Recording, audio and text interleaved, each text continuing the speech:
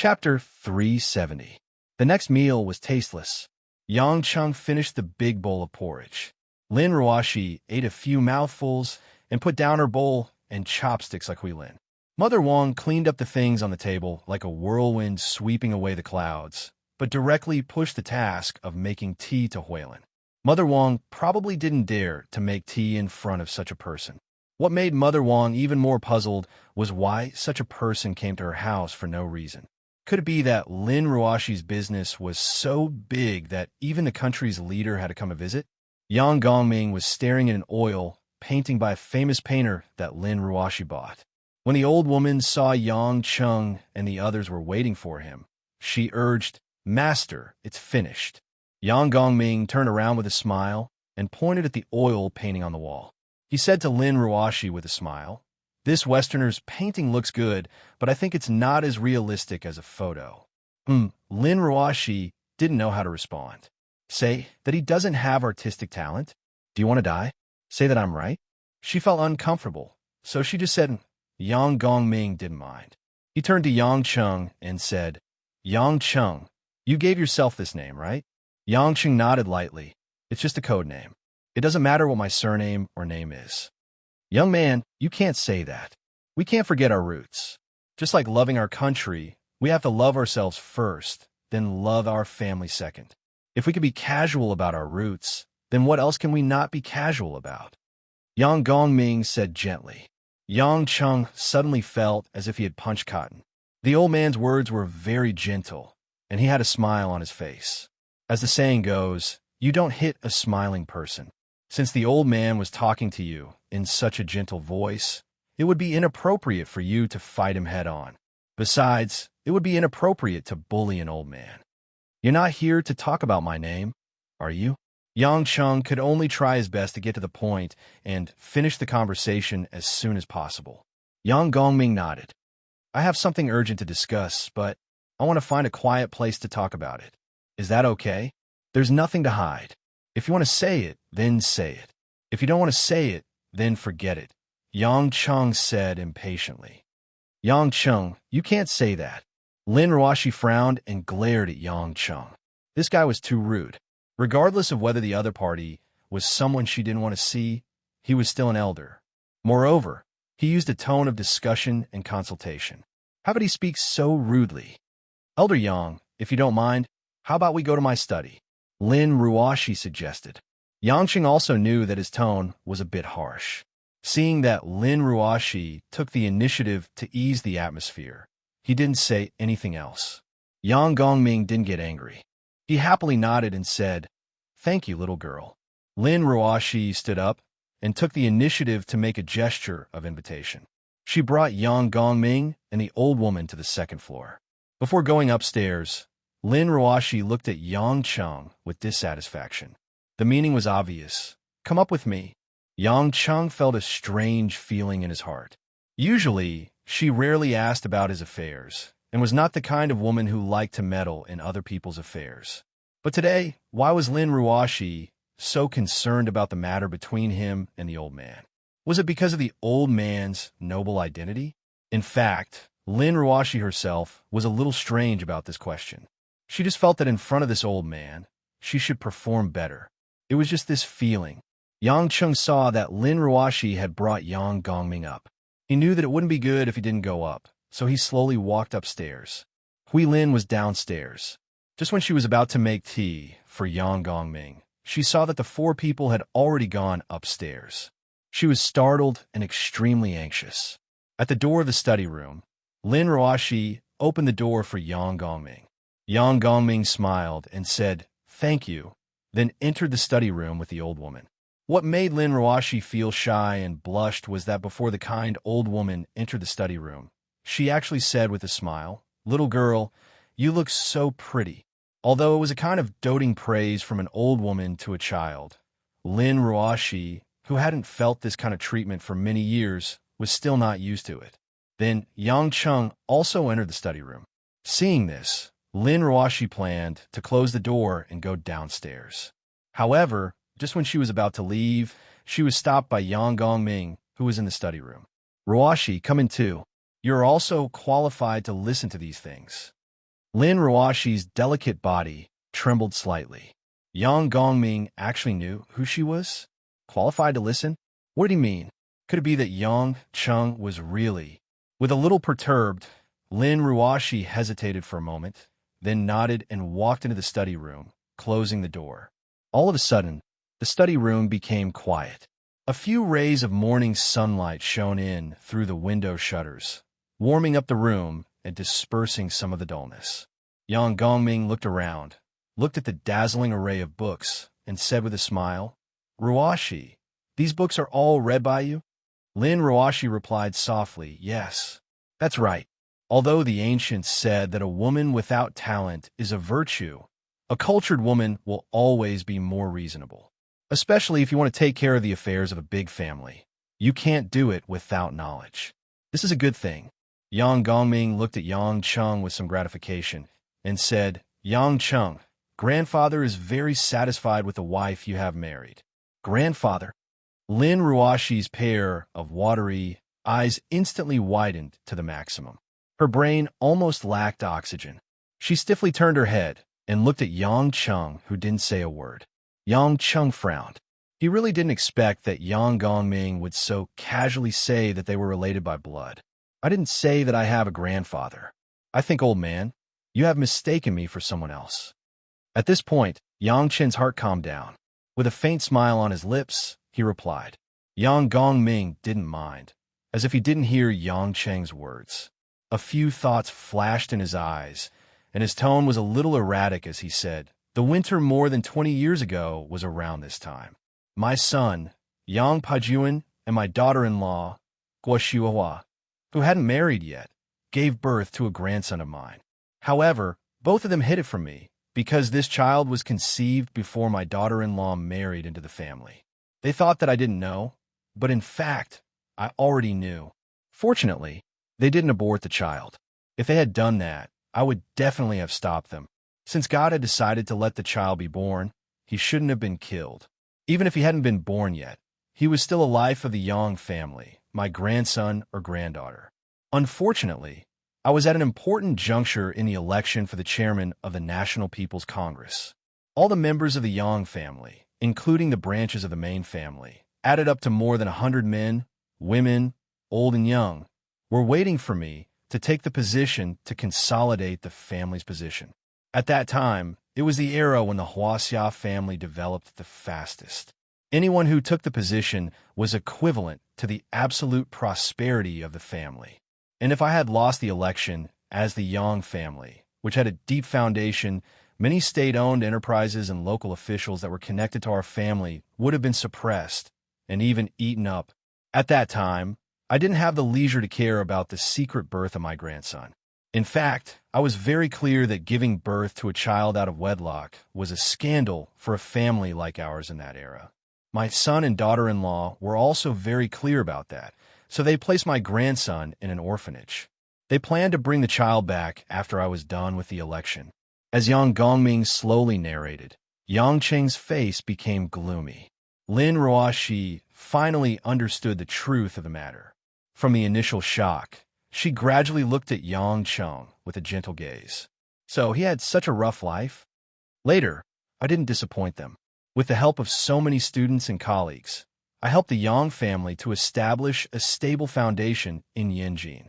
I remember that on the day I was elected, the first thing that came to my mind was to think of a way to bring our grandson back. If it wasn't for the little guy suffering in the orphanage, how could his grandfather be elected?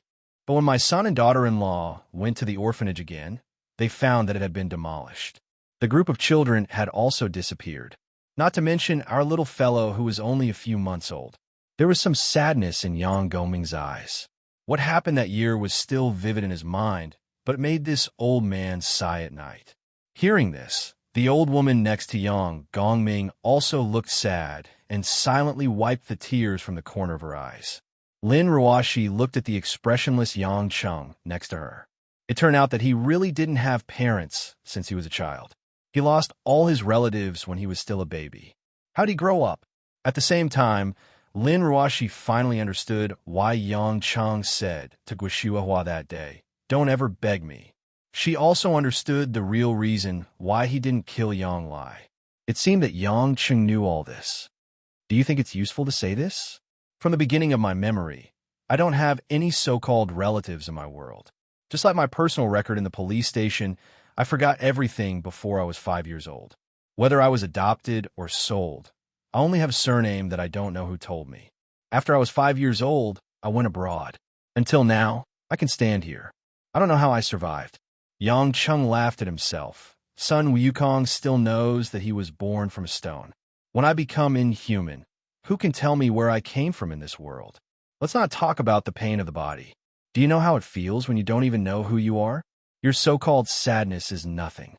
Yang Gongming was speechless. He looked at Yang Cheng and was silent. Lin Ruoshi's eyes reddened. At this moment, Yang Chen's usual carefree aura was nowhere to be found. It was as if his entire body was covered by a desolate desert, lifeless and hopeless. My heart is very tired. I don't want to take revenge on anyone, but I hope you don't disturb my life. I just want to live in peace and let the outside world have nothing to do with me. After Yang Cheng finished, he turned around and walked out of the study room. Wait, Yang Gongming suddenly shouted. Yang Cheng's footsteps stopped. He was about to turn around, but he heard a deep vibration coming from the floor. This sound? Yang Cheng suddenly opened his eyes wide. He turned around and saw Yang Gongming kneeling on the floor with a serious face. Not only Yang Cheng, but even Lin Ruoshi and the old woman's face changed. Whether it was an elder or a leader, Yang Gongming kneeling to his grandson was definitely challenging their psychological endurance. Chapter 371.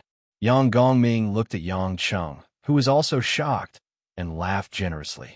Don't think that I, an old man, am shamelessly kneeling to you.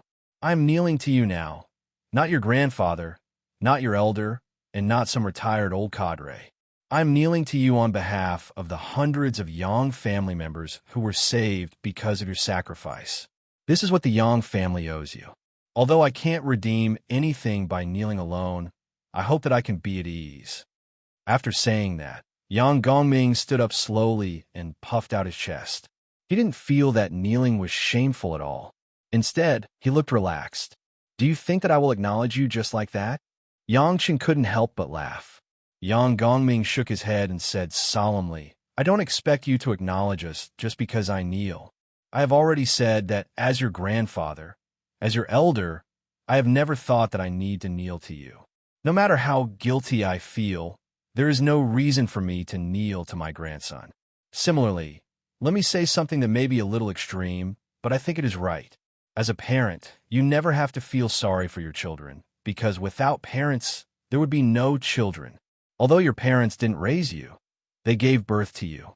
No matter how much pain you had to endure, the grace of giving birth to you cannot be erased. Moreover, their original intention was not for you to suffer in this world. Even making up their mind to give birth to you at that time was a great risk.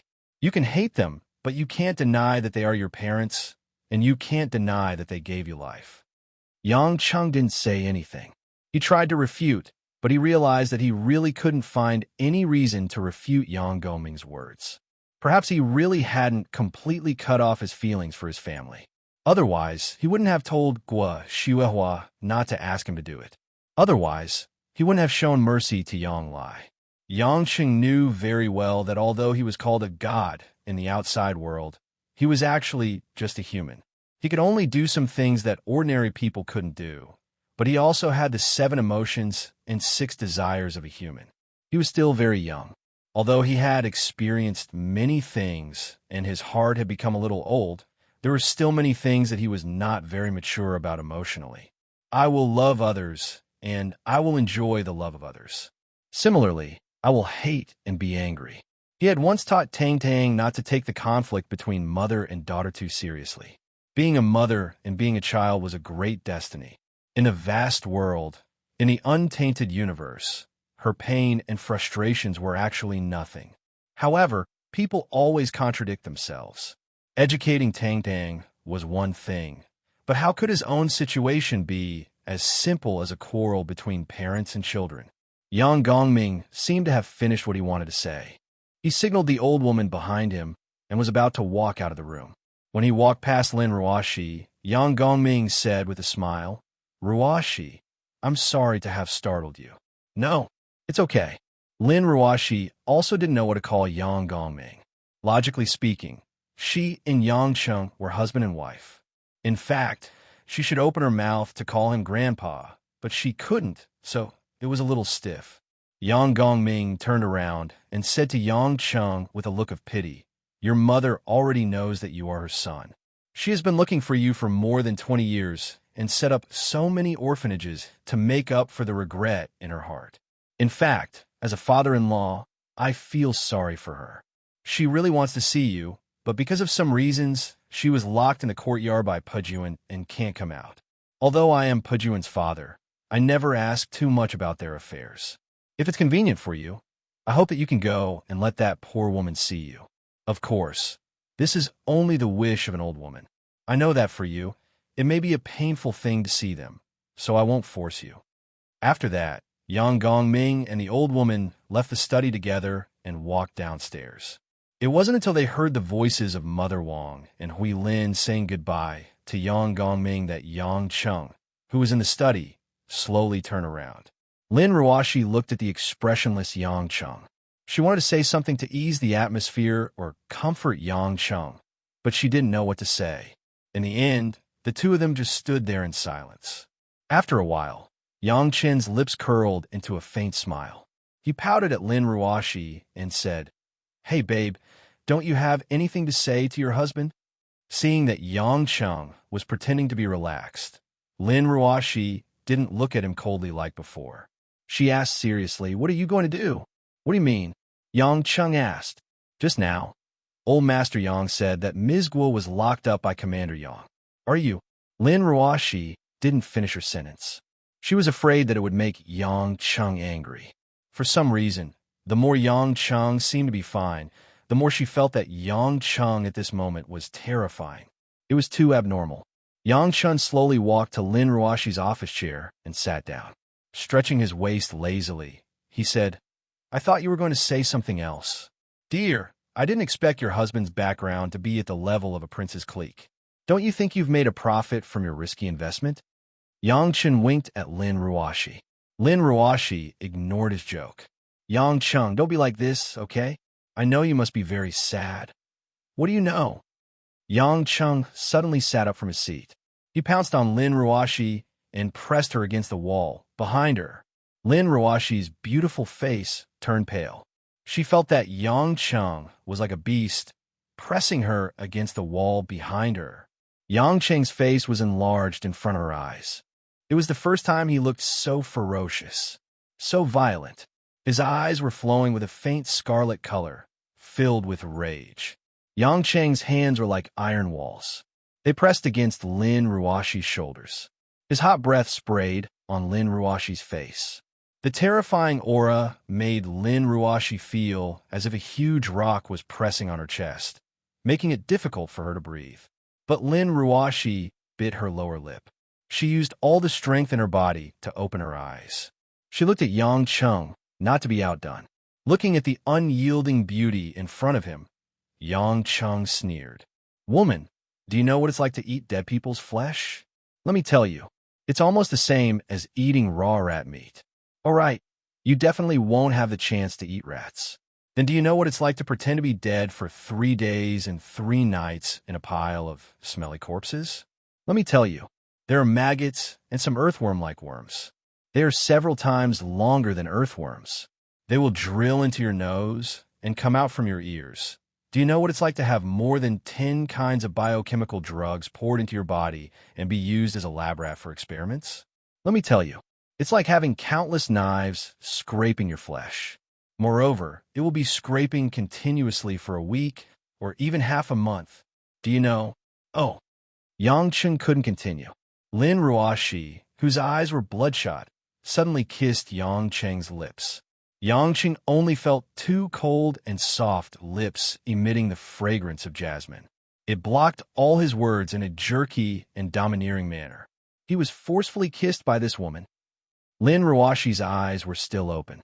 Their eyes met, their lips touched, and the tips of their noses rubbed together.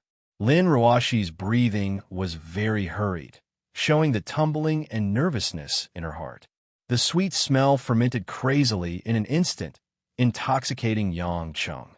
But immediately after, Yang Chung could clearly see that Lin Ruoshi's eyes gradually became moist and moist. Moist and moist gathered and became moist. Finally, 2 lines of clear tears flowed down. Because Lin Ruoshi kissed too hard, their cheeks were also tightly pressed together, not leaving a single gap. Yang Chung could feel that Lin Ruoshi's tears were actually boiling hot between their cheeks after a long time. When Yang Chung had already forgotten the time and where he was, Lin Ruoshi slowly moved her flowery lips away. She was as serious as ever. She was as cold as ice as she quietly looked at Yang Chung.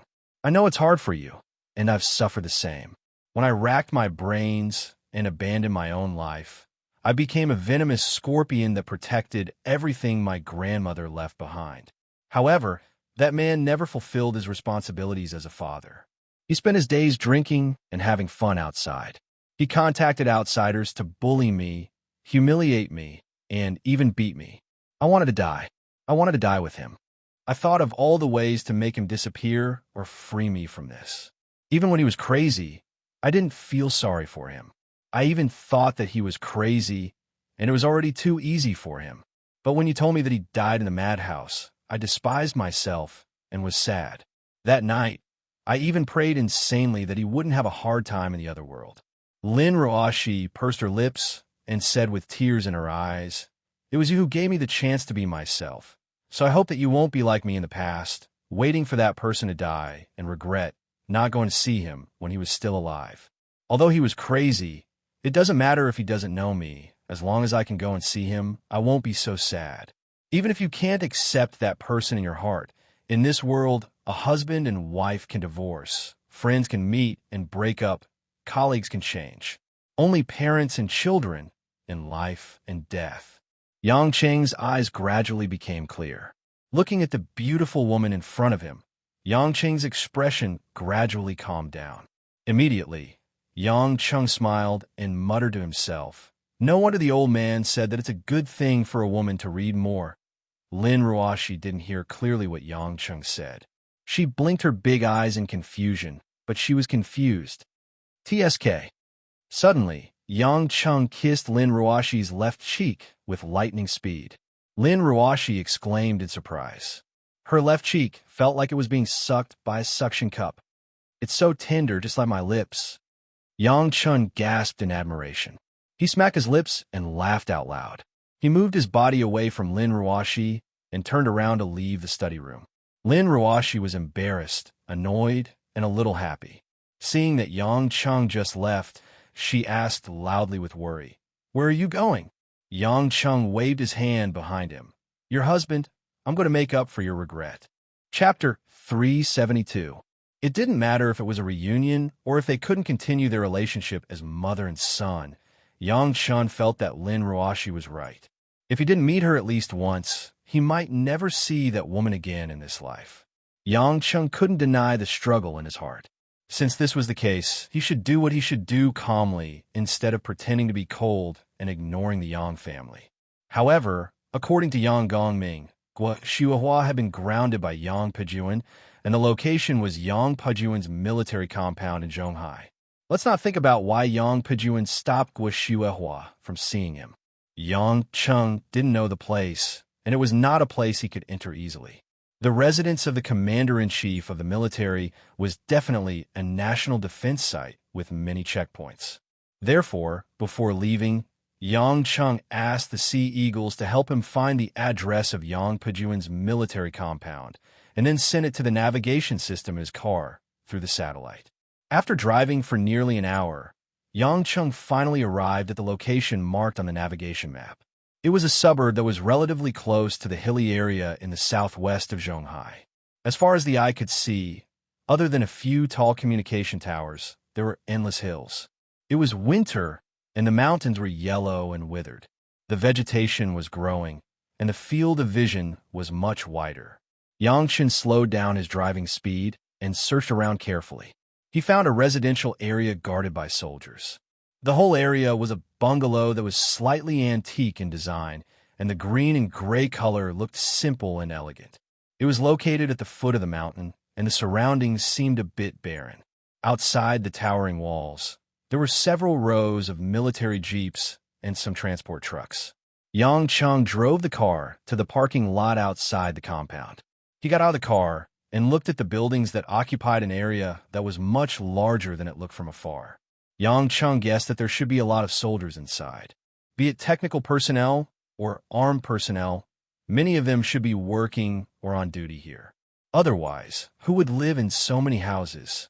Walking to the entrance of the courtyard, two valiant and high-spirited stone lions were placed on both sides of the Vermilion Gate. Behind two jade-green luohan pines were two soldiers in thick military uniforms. Seeing Yang Chung casually walk to the door, two soldiers expressionlessly stood in front of Yang Chung. "Stop, who are you?" A soldier with a square face shouted. Yang Chung smiled. "I'm looking for your commander, and I'm here to meet someone. Is the bureau chief someone anyone can see? You can go in, but show me your pass," the soldier said solemnly. Yang Chung frowned. "Pass? How could he have such a thing? Did no one tell him? That old man Yang, he told me to take a look, but he didn't even give me a pass. How am I supposed to go in? Should I climb over the wall?" Climbing over the wall is equivalent to breaking in. Wouldn't I have to fight with the soldiers inside by force? Although I'm not afraid, it's not worth it to fly in a hail of bullets, right? Without a pass, no one can enter. Yang Chung curled his lips and thought for a long time. He reached into his pocket and took out a pack of cheap cigarettes that cost 2 yuan. He looked at it reluctantly and put it in front of the two soldiers with a smile. "Bro, do me a favor and I'll let you smoke these 2 cigarettes, okay?"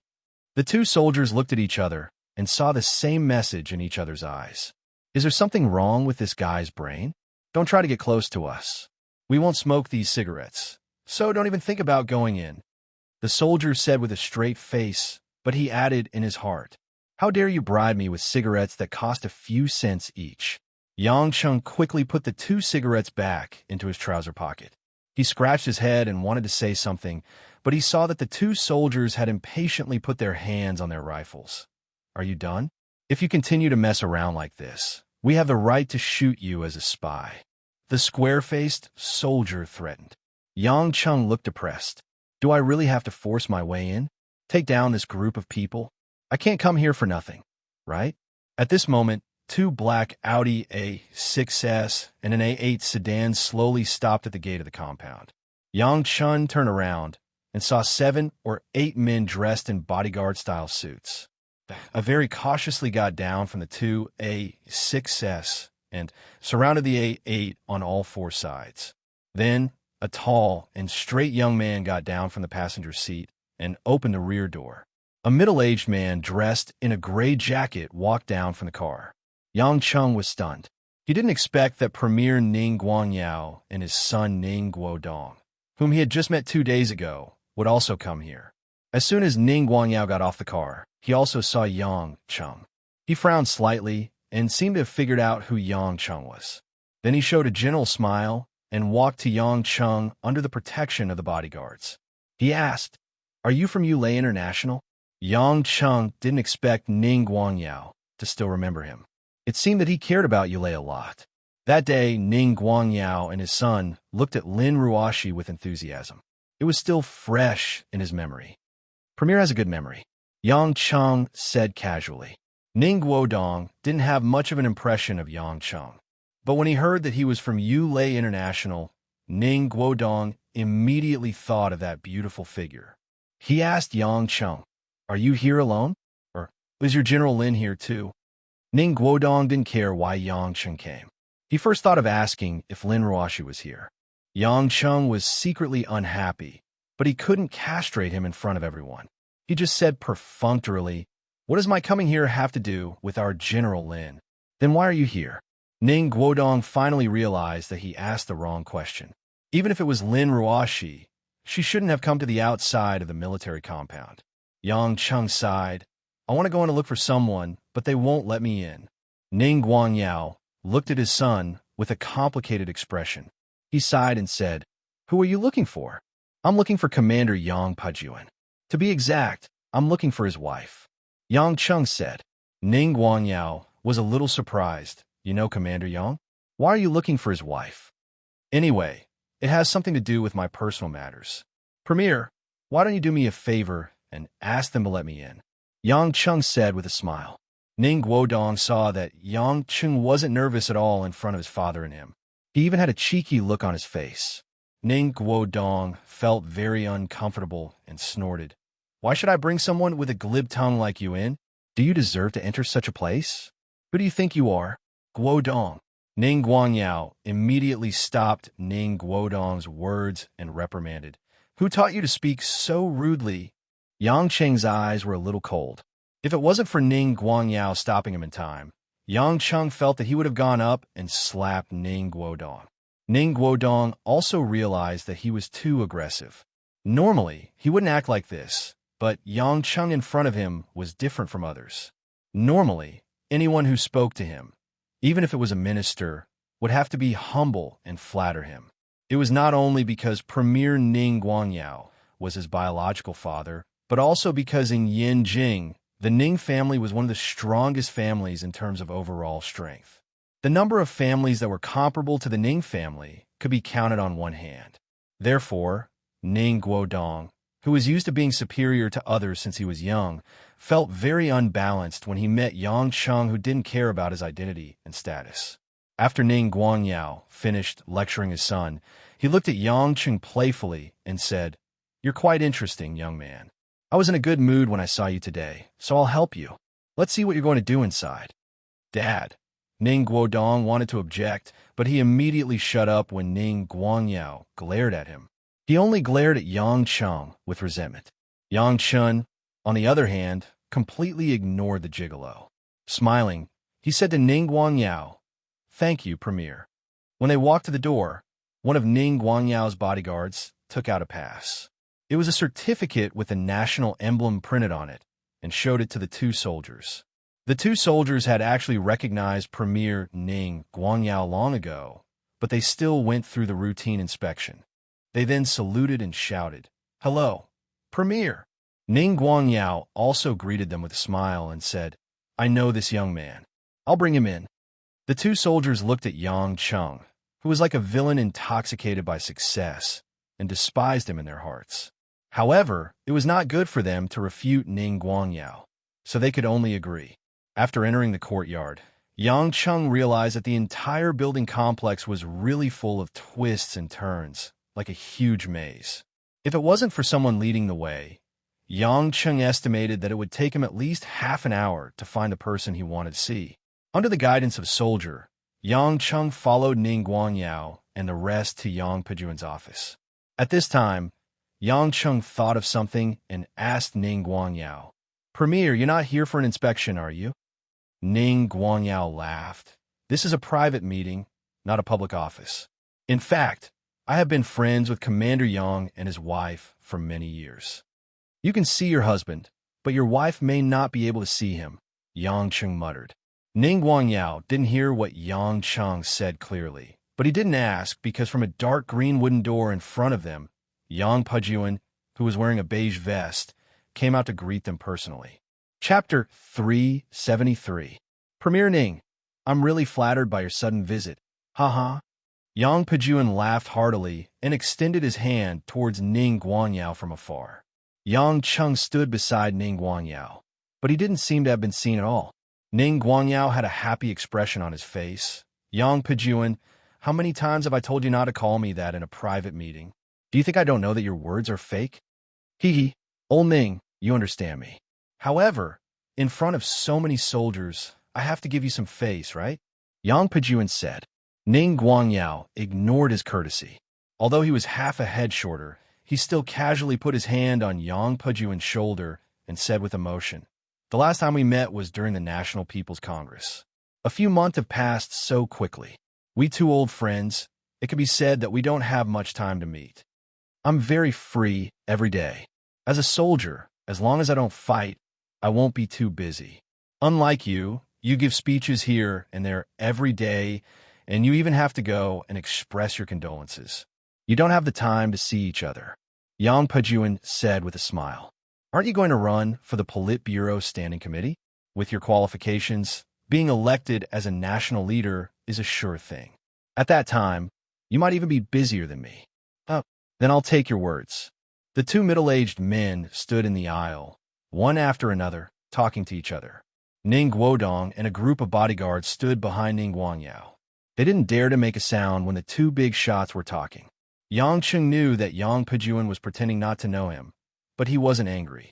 After all, there was no need to make things difficult for him, and he didn't come here for him. However, he did not expect that Ning Guangyao and Yang Pejuan would have such a close relationship. In terms of age, Ning Guangyao should be a few years older than Yang Pejuan, but there was not much difference. After all, in that era, there was not a clear division of generations. After the two old friends chatted for 5 to 6 minutes, Ning Guangyao pointed at Yang Cheng and said, "This young man said he came to see you and Xiuehua. Do you know each other?" "Oh, right, where's Xiuehua?" Yang Pejuan could no longer avoid Yang Cheng, who was standing next to him. The smile on his face gradually faded, and he said lightly, "It's a long story. Old Ning, you and my nephew should go in with my bodyguards and have a cup of hot tea. Xiuehua isn't feeling well, so she couldn't come to see you today." "Not feeling well? Being locked up like a prisoner and grounded by you? Of course I can't be comfortable." Yang Cheng sneered. Yang Pejuan's face darkened. "What nonsense are you talking about? Grounded?" Ning Guangyao was shocked. "What do you mean? Yang Pejuan, you grounded Xiuehua?" Yang Pejuan took a deep breath and tried to suppress his anger. "It's a private matter between us. Old Ning, you don't have to worry about it." "How can I not worry about it? You, Xiuehua, and I have been friends for decades. Do you think I don't know your temperament? Xiuehua has always been gentle and would never take the initiative to provoke anyone. She has always been obedient to you. Why would you lock her up for no reason?" Ning Guangyao frowned, full of puzzlement. Yang Pejuan's face became more and more ugly. A trace of anger flashed in his eyes, but he did not explode. He only said, "It's very complicated. Old Ning, you don't have to worry about it. I will settle it with this young man." After saying that, Yang Pejuan looked coldly at Yang Cheng and said, "You come with me." Of course, Yang Cheng wasn't afraid of him. He wouldn't allow himself to be manipulated by him. Standing still, he said, "I don't have anything to hide from you. If you have something to say, say it now. If you don't have anything to say, I'll look for it myself." "Do you know who you are talking to?" Yang Pejuan said in a deep voice. "Who I'm talking to depends on your attitude," Yang Cheng said without the slightest concession. "Do you think I'll let you wander around my camp as you please?" Yang Pejuan's eyes were about to spit out fire. "Do you think I don't dare to lock you up in front of Premier Ning? You could try." Yang Cheng sneered. Ning Guangyao saw the two of them were at daggers drawn. He was full of doubt and hurriedly tried to dissuade them. "What are you two doing? Pejuan, tell me clearly what exactly happened. What relationship does this young man have with you?" Yang Pejuan did not say anything. He just looked at Yang Cheng with a fierce expression. After all, he was a commander. His hands were also stained with the blood of countless enemies. At this moment, when he was angry, his whole body rose up with a fierce aura. It made the few bodyguards beside Ning Guangyao tense up. Yang Cheng looked at Yang Pejuan without fear. The man in front of him seemed to be more unwilling to see him than he had imagined. Yang Cheng also did not know why he had such a feeling of rejection. Obviously, he locked up Guo Xiuehua because of this feeling. Just when Yang Cheng was too lazy to talk nonsense with Yang Pejuan and planned to look for Guo Xiuehua himself, he heard a surprised female voice coming from the other end of the corridor. "Yang Cheng." Yang Cheng turned his head and saw Guo Xiuehua. Her hair was a little messy and her face was extremely haggard. She was standing there with tears in her eyes. She was looking at him emotionally. He didn't know how she had lived for more than a day. Compared to when he saw her before, this woman seemed to have aged a few years. Her face was gloomy, her eyes were a little sunken, and her lips were a little pale. At this moment, standing in the cold wind, she was like a withered leaf in late autumn that would fall at any time. Not only Yang Cheng, but Yang Pejuan, Ning Guangyao, and others also had different expressions when they saw Guo Xiuehua like this. Ning Guangyao, in particular, looked as if he had seen something extremely horrifying. Then, anger rose in his eyes, and he stared at Yang Pajuan fiercely. Obviously, he was very dissatisfied that Yang Pajuan had tortured Guo Shuehua to such a state. However, Guo Shuehua didn't have the mood to pay attention to her own situation. She didn't care that her hair was still messy and fluttered in front of her forehead. She ran with all her strength towards Yang Cheng. Yang Cheng only frowned for a moment, but in the end he still let Guo Shuehua hug his waist, and their whole body was tightly pressed together. Guo Shuehua cried tears of joy. She hugged Yang Cheng tightly, and her head leaned on Yang Cheng's chest. She kept shouting, "Child, child, my child, mother finally found you." Although her words were very vague, the few people beside them heard it clearly. Yang Pajuan's face was ashen, and he didn't say a word. Ning Guangyao and Ning Guodong, father and son, were shocked at first, and then looked at Yang Pajuan and Yang Cheng in disbelief. Guo Shuehua's child? Then, these two are father and son? Although they didn't understand what was going on, and why did the Yang family suddenly have another son, it was obvious that the matter in front of them wasn't fake. Otherwise, why would Yang Pajuan hide this matter? Yang Cheng didn't know what he was thinking at the moment. His mind was actually empty. He let the woman in his arms cry on his chest, let her hug him, and call him Yang Cheng, son, child. Her voice was very hoarse and weak, but it was like a powerful hammer, fiercely pounding on his heart. Fiercely pounding on his heart. However, even if his heart was very painful, Yang Cheng felt very warm, as if something was gradually melting. This is something that I have never felt before. Yang Cheng thought in his heart. Guo Shuehua's personal bodyguards, Little One and Little Li, also ran here. The two female soldiers' faces were red, and they were obviously ashamed of facing Yang Pajuan, and they couldn't lift their heads. Yang Pajuan glanced at the two women. "Who allowed you to let Madam out?" Little One and Little Li looked at each other, but they didn't dare to speak. "It was me." An old voice came from the arched door, and a somewhat melancholy Yang Gongming, together with the old woman, appeared in front of everyone again. Yang Gong. Ning Guangyao was in awe and bowed from afar. Even Ning Guodong immediately saw the person who came. Even his father had to pay respect to a senior, so he naturally had to bow as well.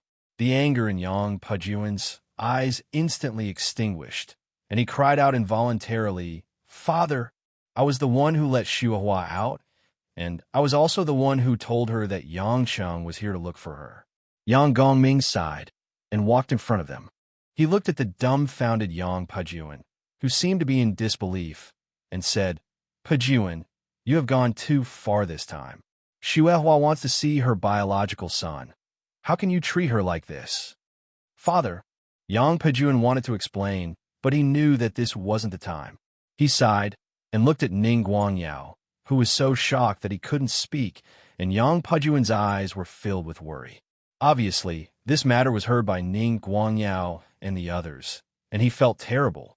At this time, Guo Shuehua was almost done crying. Although Yang Cheng didn't say a word, and only stood quietly for her to cry, Guo Shuehua smiled happily. She couldn't help but caress Yang Cheng's cheeks, and looked at Yang Cheng's indifferent and expressionless face, as if she was infatuated. "Yang Cheng, thank you for coming to look for me. I'm really happy that you're willing to see me. Even if I die now, I won't have any regrets." "Why are you talking about dying? Is this something you should say in front of an old person like me?" Yang Gongming scolded with a smile, and turned to Ning Guangyao and said, "Premier Ning, this old man is dealing with family matters. I wonder if you and your son can leave for a while." Although Ning Guangyao wanted to know what was going on, he didn't dare to ignore Yang Gongming's request. "Okay, Eunuch Yang, then I'll bring them to Defeating Armies' office first." After Ning Guangyao left with his people, the empty corridor finally became completely quiet, and only a few of Yang Pajuan's bodyguards were left, watching everything with a solemn expression. Yang Gongming looked at his son, who was full of worry, and then looked at Yang Cheng, who was expressionless, and said, "Yang Cheng, bring your mother to where you live." Yang Pajuan suddenly opened his eyes, and Guo also turned to look at her father-in-law in shock. Yang Cheng's eyes flashed with surprise. Father, how can you let Xiuhua go with this kid? Yang Pejun questioned.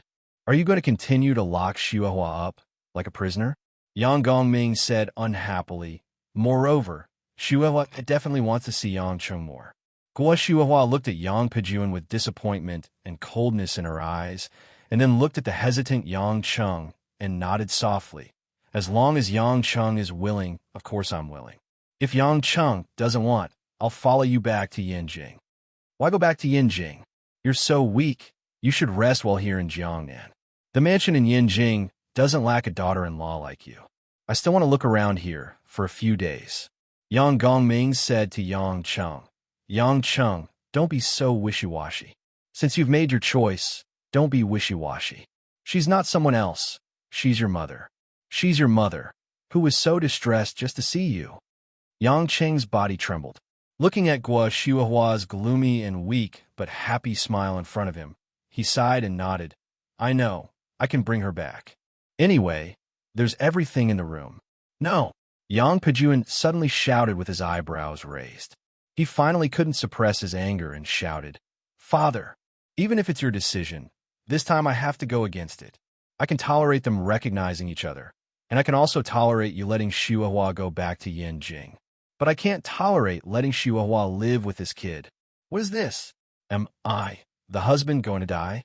Or am I inferior to this kid who has nothing to do with the Yang family for more than 20 years? Letting him go back to the Yang family is already a great sacrifice. Until now, he's always contradicting me. Why should I still accommodate him? Pejun, say no more. Father, I've made up my mind. Yang Pejun's eyes showed a touch of determination. Suddenly, he pulled out a Type 54 pistol from the waist of one of his bodyguards and aimed straight at Yang Cheng's heart. Today, if you dare to take my woman away, I don't care if you have my blood flowing in your body. I'd rather treat you as a spy who trespassed into the army camp and kill you. Chapter 374. Seeing that Yang Pejun was really pointing a gun at Yang Cheng, Guo Xiuhua was like an enraged female leopard standing in front of Yang Cheng. Yang Pejun, are you crazy? Yang Cheng is your biological son. Even a vicious tiger wouldn't eat its cubs. Are you worse than an animal? Animal. Yang Pejun's face turned green. Xiuhua, how dare you say that I'm worse than an animal? Isn't that so? You didn't let me see my son. I tolerated it. You didn't let me go with my son. I tolerated it. But why did you point a gun at him? If you really want to shoot, then use the bullet to pierce my heart first. I already feel so guilty towards him that I can't repay him in this life. If I can accompany him on his journey, I can die without regrets. As she spoke, Guo Xiuhua opened her arms and stared resolutely at Yang Pejun. Yang Cheng looked at the woman in front of him, who opened her arms like a reed swaying in the wind, and his heart was in turmoil. In Yang Cheng's memory, there were people who had blocked bullets for him. Back in Hong Kong, Mo Chinny, who didn't know his strength, had sacrificed herself to block bullets for him. That was because of Mo Chinny's love for him, which had exploded after struggling repeatedly. In front of him, Guo Xiuhua was also willing to be a bullet for him. She also didn't know his strength, but she did it without any hesitation, protecting him with her gun. What was that? The corner of Yang Cheng's mouth quietly spread into a smile, like a warm light in the deep winter night. Yang Gongming's face finally turned ugly, but he was so angry that he was panting. He couldn't stand still and staggered a few steps back. Fortunately, the old woman supported him nervously, so Yang Gongming didn't fall. The old man looked at his son, who was aiming his gun at Guo Xiuhua and Yang Cheng. Disappointment and pity could be seen in his eyes, but he did not say anything to stop them. He knew that he was too old to stop his enraged son. Master, should we stop them? The old woman suddenly looked at Yang Gongming with concern and asked. Yang Gongming's eyes flashed as he shook his head. No need. At the same time, Yang Gongming looked at Yang Cheng meaningfully. If everything is true, this child should be fine. Yang Gongming thought to himself. Yang Pejun's anger was at its peak. His arm, which wouldn't tremble even if he held a rocket launcher horizontally, was trembling as he held the small pistol in his hand. Yang Pejuan's eyes gradually turned red as he asked in a hoarse voice, "Xuehua, after so many years of being husband and wife, is it no match for this kid who suddenly appeared out of nowhere? Don't you know that if you do this, all my previous efforts will be wasted? Our Yang family will suffer a great loss. Don't you know who I'm doing all this for? It's you, Yang Pejuan, who doesn't care about our relationship for so many years. I've had enough of your preaching. I just want to watch my child settle down and build a career and watch my family reunite in happiness. But it's you who've been sabotaging and obstructing everything. As for who you're doing all this for, you know better than anyone else. Do you still have to say that you're doing all this for me after turning me into this?" Guo Xuehua looked at Yang Gongming apologetically. "Father-in-law, I've been running around for orphanages and foundations all these years. I don't have much time to take care of you. I'm very sorry. Thank you for agreeing to let me go with Yang Cheng. When I'm done with my duty as a mother, I'll definitely go to your side and serve you." After Guo Xuehua finished speaking, she turned around and pushed Yang Cheng's back. "Yang Cheng, you walk in front. Mom will block your back. He won't dare to shoot you, don't worry." Listening to Guo Xuehua's words, Yang Cheng's heart was heavy and his emotions were inexplicably complicated. "I don't need a woman to block bullets for me, whether it's my lover or my mother." After pondering for a long time, Yang Cheng pushed Guo Xuehua in front of him, exposing his back to Yang Pejuan's gun. Guo Xuehua was ecstatic. "Yang Cheng, you call me mother? You accept me, right?" Yang Cheng didn't reply. Instead, he held Guo Xuehua's shoulder from behind and supported her to walk back the way they came. Yang Cheng knew that at this time, Guo Xuehua was completely relying on the spirit brought by her excitement. Otherwise, she would have fainted from weakness. Thinking about it, she didn't eat or drink for more than a day and suffered mental torture. Yang Cheng was glad that he listened to Lin Ruoshi's advice.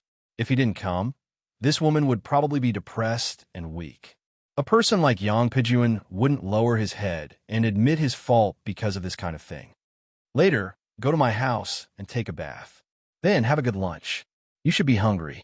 The house is quite big. You've seen it. Let Mother Wang arrange a room for you. You can rest in Anshin for a while," Yang Cheng said lightly. It was the first time that he was so close to his biological mother. Yang Cheng didn't know how to speak, so he could only try to be as calm and sincere as possible.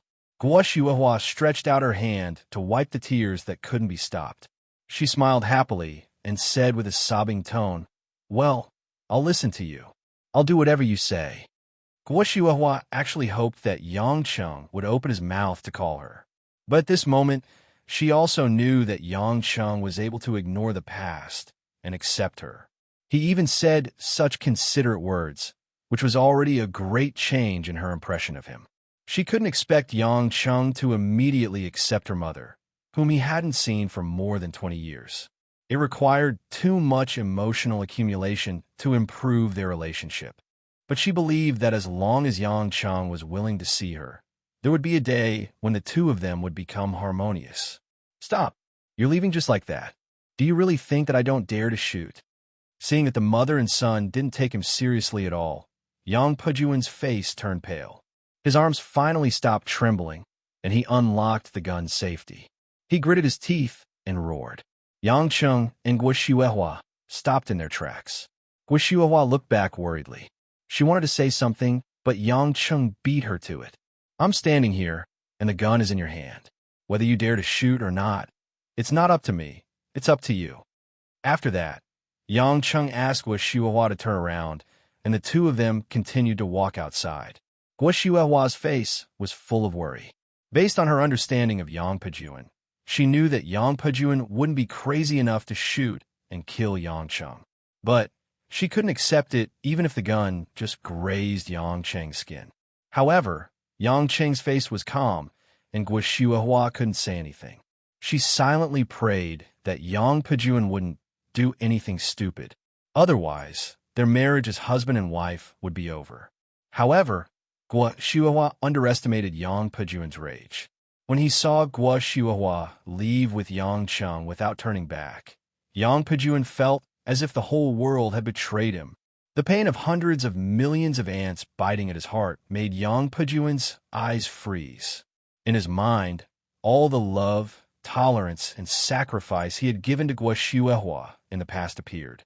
Looking at Guo Shuihua's decision to leave, Yang Pejun couldn't understand. Why? He was in a high position, and among the men of his age, how many could be compared to him? He had treated her so wholeheartedly, but she had actually spoken ill of him and wanted to separate from him for a young man who would affect his future and the prosperity of his family. Even if his blood flowed in that young man's body, he couldn't take away the woman he loved the most from him. Yang Pejun's brain was no longer able to control his body rationally. The rage that was surging out of him pushed his finger to pull the trigger. Bang! The sound of a gunshot broke the silence in the corridor. Guo Shuihua, who was walking, trembled. She was stunned at first, and then she felt a sharp pain in her heart. She was terrified. Yang Cheng. Guo Shuihua hurriedly turned around. Her first thought was that Yang Cheng had been shot. However, Yang Cheng, who had an indifferent expression, turned his head and smiled at her. After the gunshot, Yang Pejun, who had calmed down after the gunshot, was dumbfounded. He stared at Yang Cheng's back as if he had seen a ghost. His mouth was wide open, but he couldn't say a word. Not only Yang Pejun, but the other bodyguards who were standing by the side of the road were also holding their breaths. They looked at the direction behind Yang Cheng with a strange expression. Yang Gongming and the old lady looked at each other and smiled. They nodded approvingly. Guo Shuihua noticed that Yang Cheng seemed to be fine. Could it be that Yang Pejun's shooting was inaccurate? How could it be? At such a close distance, he could probably hit a fly. When Guo Shuihua looked back in confusion, she finally understood why everyone was holding their breaths. About 3 feet behind Yang Cheng, a golden bean-like particle was suspended in mid-air, as if it was fixed in mid-air, not moving an inch. Is that a bullet? The bullet that was shot at Yang Cheng. Guo Shuihua's mind was in a mess. She looked at Yang Cheng, then at Yang Pejun, and then at the bullet. She was speechless. All of this was as bizarre as a sci-fi movie. But what was even more bizarre was that it wasn't over yet. She heard Yang Cheng sigh softly beside her ear, and the bullet that was suspended in midair turned into a golden straight line. Swoosh! Ding! The bullet flew back to the gun in Yang Pejun's hand. The gun was hit by the bullet, and the force was so great that the gun flew out of Yang Pejun's hand. The sound of metal colliding and rubbing against each other woke everyone up from their stupor. Everyone wondered if they had seen it wrong, but the gun on the ground told them that it was the truth. What is this? Is it a superpower? Yang Cheng turned around, and there was a mocking smile on his face as he looked at Yang Pejun. I have a problem. I don't like to be threatened, and I hate it even more when someone points a gun at me. However, the old man told me that I owe you for giving birth to me, and I don't like to owe others. So, when you pointed a gun at me, I didn't stop you. My heart took the bullet, and it's considered me returning my life to you. As for you not being able to kill me, it's not my problem, but your own ability. All in all, you have nothing to do with me now. Commander Yang, I suggest that you don't point a gun at me next time, and don't do anything or say anything that makes me uncomfortable. Otherwise, the bullet you shot would not have just knocked the gun out of your hand. Yang Cheng didn't care about Yang Pejun's expression and feelings. He had finished what he wanted to say and do. He knew very well that if Yang Pejun made a move again, he could kill him without hesitation. No one could stop him. Guo Shuihua couldn't recover from the shock immediately. She was supported by Yang Cheng, and they slowly walked out of the military camp. Her mind was filled with Yang Cheng's miraculous move just now. Yang Pejun stood there in a daze, watching Yang Cheng take Guo Shuihua away. He didn't move anymore, and no one knew if he was scared or stunned. Pejun, Yang Gongming walked in front of Yang Pejun and sighed tiredly. Don't be in a daze anymore. Premier Ning and the others are still waiting. Go back to the office. Chapter 375. The door to Yang Pejun's office had already been closed from the outside. At this moment, in the entire room, there were only Yang Gongming, Yang Pejun, Ning Guangyao, and the old woman who had always been inseparable from Yang Gongming. Even Ning Guangyao's biological son, Ning Guodong, did not have a right to listen to these people's conversation here. Yang Gongming sat on the chair that Yang Pejuan usually used to work, while Yang Pejuan and Ning Guangyao sat on the wooden chairs on either side. After pondering for a while, Yang Gongming said, "Premier Ning, today is a family matter of our Yang family. I shouldn't have told you, but since you've already heard some of it, and the Ning family and our Yang family are friends, I'll tell you the whole story." "Father." Yang Pejuan frowned.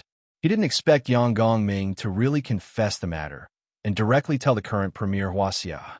Ning Guangyao saw Yang Pejuan's nervous face and immediately said, "Elder Yang, originally, if you didn't mention it, I wouldn't have asked. But since Elder Yang wants to explain things clearly, then I promise I won't leak out what I saw and heard today." "Hee, I trust the Premier." Yang Gongming smiled casually. Then, he briefly recounted the matter of Yang Cheng back then. After listening to Yang Gongming's story, Ning Guangyao's face was filled with emotion. "Back then, if it wasn't for you, Elder Yang, in the political arena of Huaxia, it would have been a mess long ago. Although Elder Yang's contributions are not understood by the world, our group of juniors have all been promoted by you. Therefore, after my father passed away, even if I succeeded as the head of the Ning family, I still respected you as my teacher.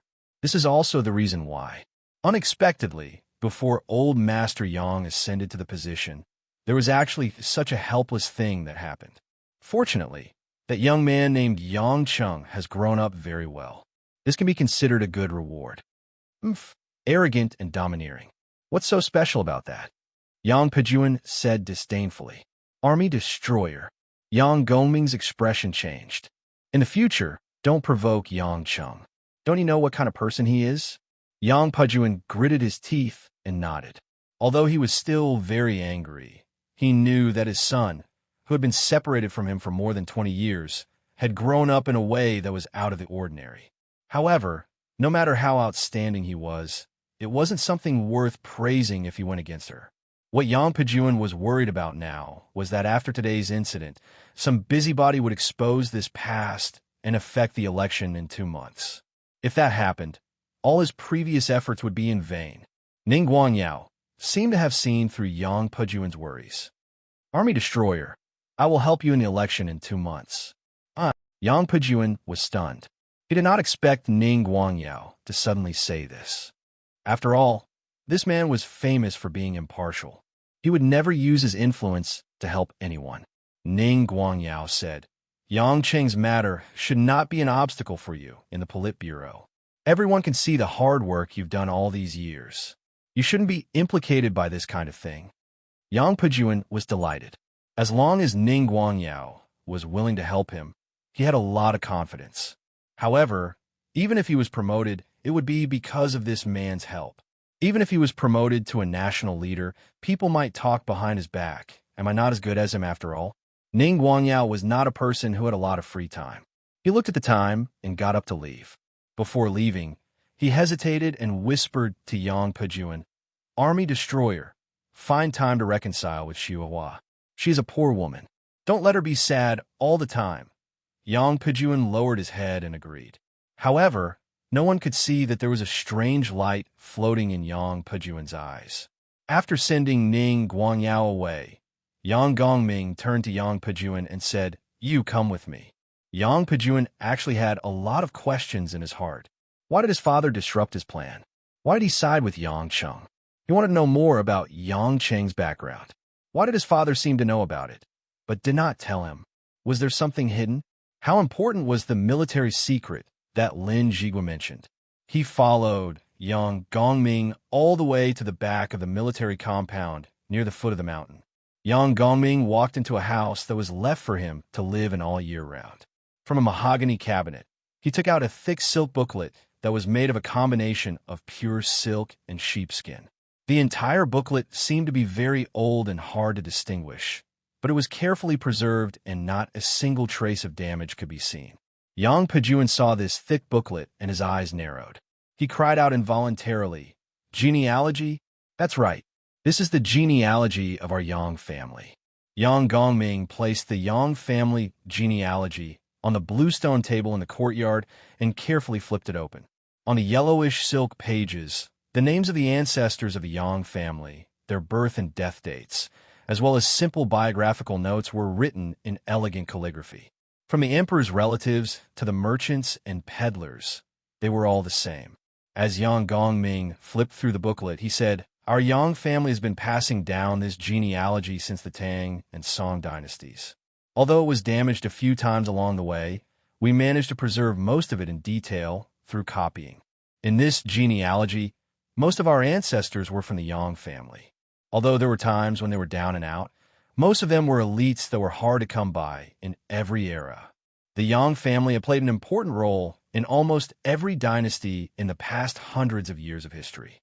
When your grandfather was educating me, he told me, members of the Yang family, no matter what situation they are in, must uphold the glory of the family and do things that suit their identity as a member of the Yang family. When you were young, I taught you the same thing.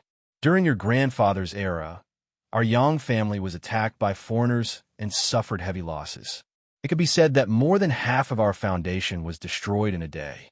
But your grandfather, relying on the backbone of the Yang family and the idea of protecting the family's glory even at the cost of his life, finally regained great prestige in the process of repelling the foreign invaders. Our Yang family also relied on your grandfather and my father to have the capital to revive. I've never felt that what I did back then was so great. Compared to my father and your grandfather, I can only be considered a lucky bastard who got lucky and relied on the glory of the Yang clan to rise to the top and show off my skills." Speaking up to this point, Yang Gongming glanced at Yang Pejuan and said earnestly, "Pejuan, no matter what kind of situation you're facing, what kind of challenge you're facing, whether it's success or failure, it doesn't mean anything. You have to remember that you're a descendant of the Yang family. What you need to do is in line with the glory of the Yang family and your identity. No matter if you're in a high position or have a mediocre life, don't lose your heart. In this way, after 100 years, our names will be deeply engraved in this genealogy book." Yang Pejuan looked at the bluestone table and the genealogy book that was engraved with the glory of countless ancestors. His eyes lit up and his spirit was greatly lifted. "Father, I understand. I will definitely not bring disgrace to the family's glory." Yang Gongming frowned. Seeing his son's somewhat fanatical expression, he asked again, "Do you really understand what the family's glory is?" "Yes, I understand." Yang Gongming sighed and smiled. "Since you understand, you can go back to your work.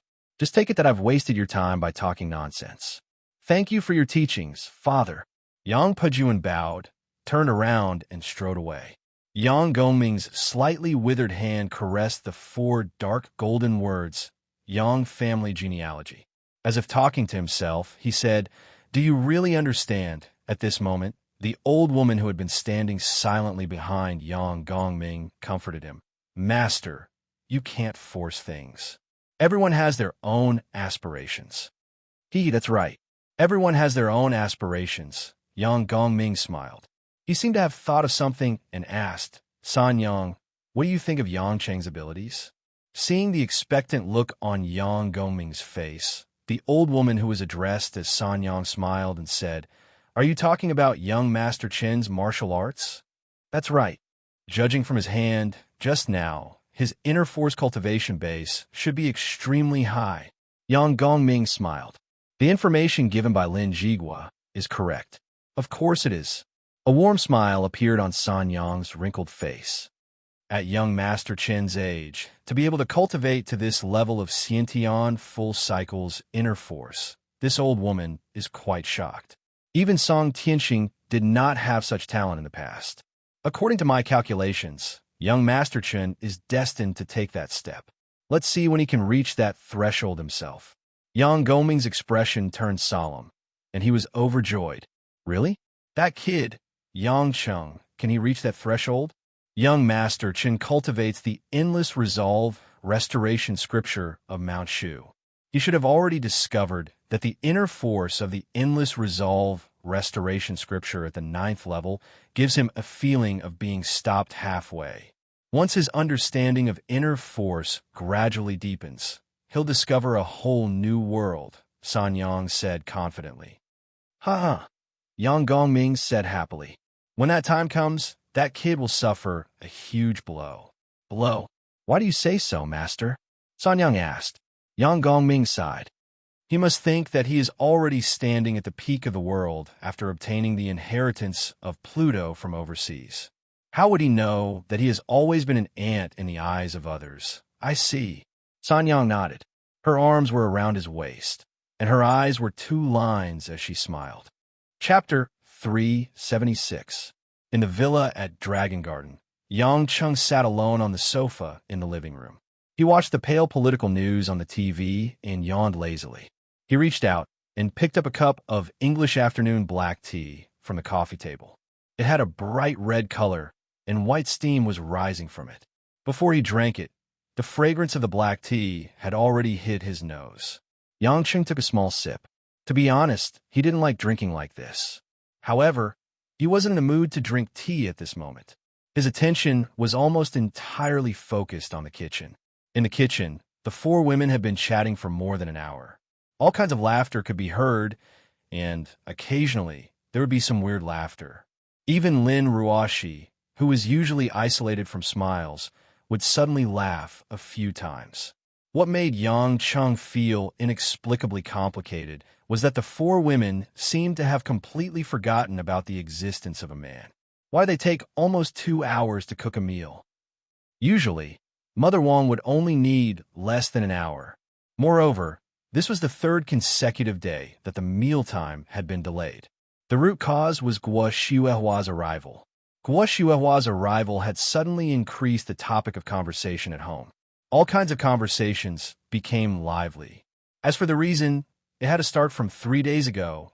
3 days ago, when Yang Chung brought Guo Xuehua home, Lin Ruoshi, Hui Lin, and Mother Wong were all shocked. Lin Ruoshi knew that Yang Chung had gone to see Guo Xuehua, but she didn't expect that he would bring her to her home and even stay for a period of time. Lin Ruoshi blushed, and her heart raced. Her fair face was as red as a juicy peach. The female CEO, who wasn't nervous in front of thousands of employees, didn't know how to face Guo Xuehua. She was basically her mother-in-law in name. Guo, Madame Guo, nice to meet you. For the first time in her life, Lin Ruoshi didn't know how to greet someone. She felt that she had to try her best to be welcoming. This was a tough situation for the ice beauty. She didn't even know what to call Guo Xuehua. Would it be too presumptuous of her to call her mom? And it was really hard for her to say it. Call her Miss Guo. Although Guo Xuehua was indeed young, she was a junior. Calling her Madame Guo seemed too cold and distant. Lin Ruoshi was having a headache. Hui Lin didn't have to think too much about it. After all, she knew Guo Xuehua in the past. She could just call her Aunt Guo. Mother Wong was a few years older than Guo Xuehua. Naturally, there wasn't any awkwardness. She just called her Madame Guo to show her respect. Guo Xuehua asked who Yang Cheng's Mother Wong was. Then, she greeted them in a friendly manner. When it was Lin Ruoshi's turn, she looked at Yang Chung thoughtfully. Seeing that her son didn't seem to have any thoughts about it, Guo Xuehua thought for a while and said to Lin Ruoshi, "You must be Ruoshi. We've met a few times in the past, but we didn't get to know each other properly. I didn't expect that after going around in circles, we'd become a family." Lin Ruoshi was instantly embarrassed. Guo Xuehua's words couldn't be clearer. She had already regarded her as her daughter-in-law. In other words, she and Yang Chung had acknowledged each other, and she also planned to accept this daughter-in-law who appeared out of nowhere. In fact, Yang Chung was still in a daze. He suddenly caught his mother and brought her home. It was the first time he could remember that she was by his side. It was hard for him to get used to it. When he was driving home, he almost drove the wrong way a few times. Therefore, he didn't have time to care about how Lin Ruoshi and Guo Xuehua got along with each other. On the way home, Yang Chung secretly used the innate qi of the restoration scripture to unblock the meridians in Guo Xuehua's body. Therefore, Guo Xuehua didn't feel that tired anymore. Everyone led Guo Xuehua to the living room and sat down. After Mother Wong brewed a pot of Tai Guanyin, they started to chat casually. They talked about why Yang Chung suddenly had a family and how Guo planned to live here. What surprised the three women was that the first sentence Guo said was to Lin Ruoshi with a gentle and nostalgic smile. Ruoshi, your mother is Xue Zijing, right? Lin Ruoshi's delicate body trembled slightly, and her watery eyes widened. Her nervous red face suddenly turned into astonishment, and she regained her usual coldness. Madame Guo, how did you know? This was indeed unbelievable to Lin Ruoshi. Even Mother Wang, who was familiar with the Lin family's past, looked at Guo Shuehua in surprise. She didn't understand how she knew about Lin Ruoshi's mother. Lin Ruoshi's mother, Xue Zijing, had lived a cold life ever since she married into the Lin family and married Lin Kuan. She didn't have much contact with the outside world. Even Xue Zijing's maiden family, the Xue family, had migrated overseas and basically didn't have any contact with them.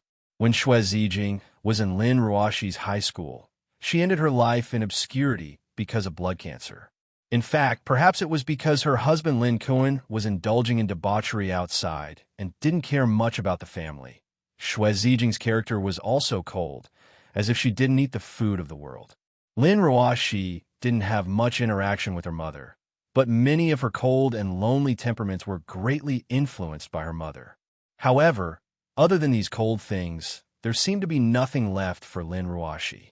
For so many years, no one had ever mentioned her mother's name in front of Lin Ruoshi. Even Lin Ruoshi herself, when she thought of the past, would only think of her grandmother, but not her mother, who was the most inconspicuous. Guo Shuehua smiled faintly and said, "There's nothing strange about this. Actually, from the first time I saw you, I felt that you were very similar to your mother. It's just that I didn't think of it at that time. A while ago, I found out that you were the CEO of Lin's Yulei International, and then I confirmed that you were Zijing's daughter. Ruoshi, your mother and I were actually good sisters who grew up together. We went to school together and went to university together." Lin Ruoshi was stunned for a moment. In her mind, her mother's cold and blurry figure appeared, and her eyes became slightly moist. "Is that so? My mother, she never mentioned it before. When young Madame was alive, she was very quiet, and indeed, she never mentioned you, Madame Guo." Mother Wang also said regretfully. Guo Shuehua's face was slightly sad. She sighed and turned to Yang Cheng and said with a smile, "Yang Cheng, actually I also felt that it was very magical at first. Maybe it was fate. When I was young, I told Zijing that if we had children in the future, if they were male or female, they would be recognized as godparents. If they were different, then they would be married. At first, because we were useless and lost you, I thought that I would never have the chance to fulfill that promise. But unexpectedly, the heavens actually let you two children get married." Yang Cheng raised his eyes and looked at Lin Ruoshi, who seemed to have fallen into some kind of past. He said with a sigh, "There's nothing strange about it. In the past, I even thought that I would never get married and that I would spend the rest of my life alone." After listening to Yang Cheng's words, Lin Ruoshi came back to her senses. She looked at Yang Cheng with a complicated expression. Lin Ruoshi pursed her lips, but her dimples were beautiful. Obviously, the fate thing made her feel a little shy, but also a little sweet. After listening to Guo Shuehua's words, Huilin's expression became a little gloomy. She thought that Big Brother Yang and Big Sister were really fated. Then, Guo Shuehua continued to reminisce and said, 20 years ago, I married into the Yang family, and Zijing married Ruoshi's father. Because Beijing is far from Zhonghai, and I don't usually have the chance to come here, and with Zijing's temperament, our relationship became a lot more distant. A few years ago, I suddenly heard from my classmates that Zijing passed away due to illness, and I was sad for a long time.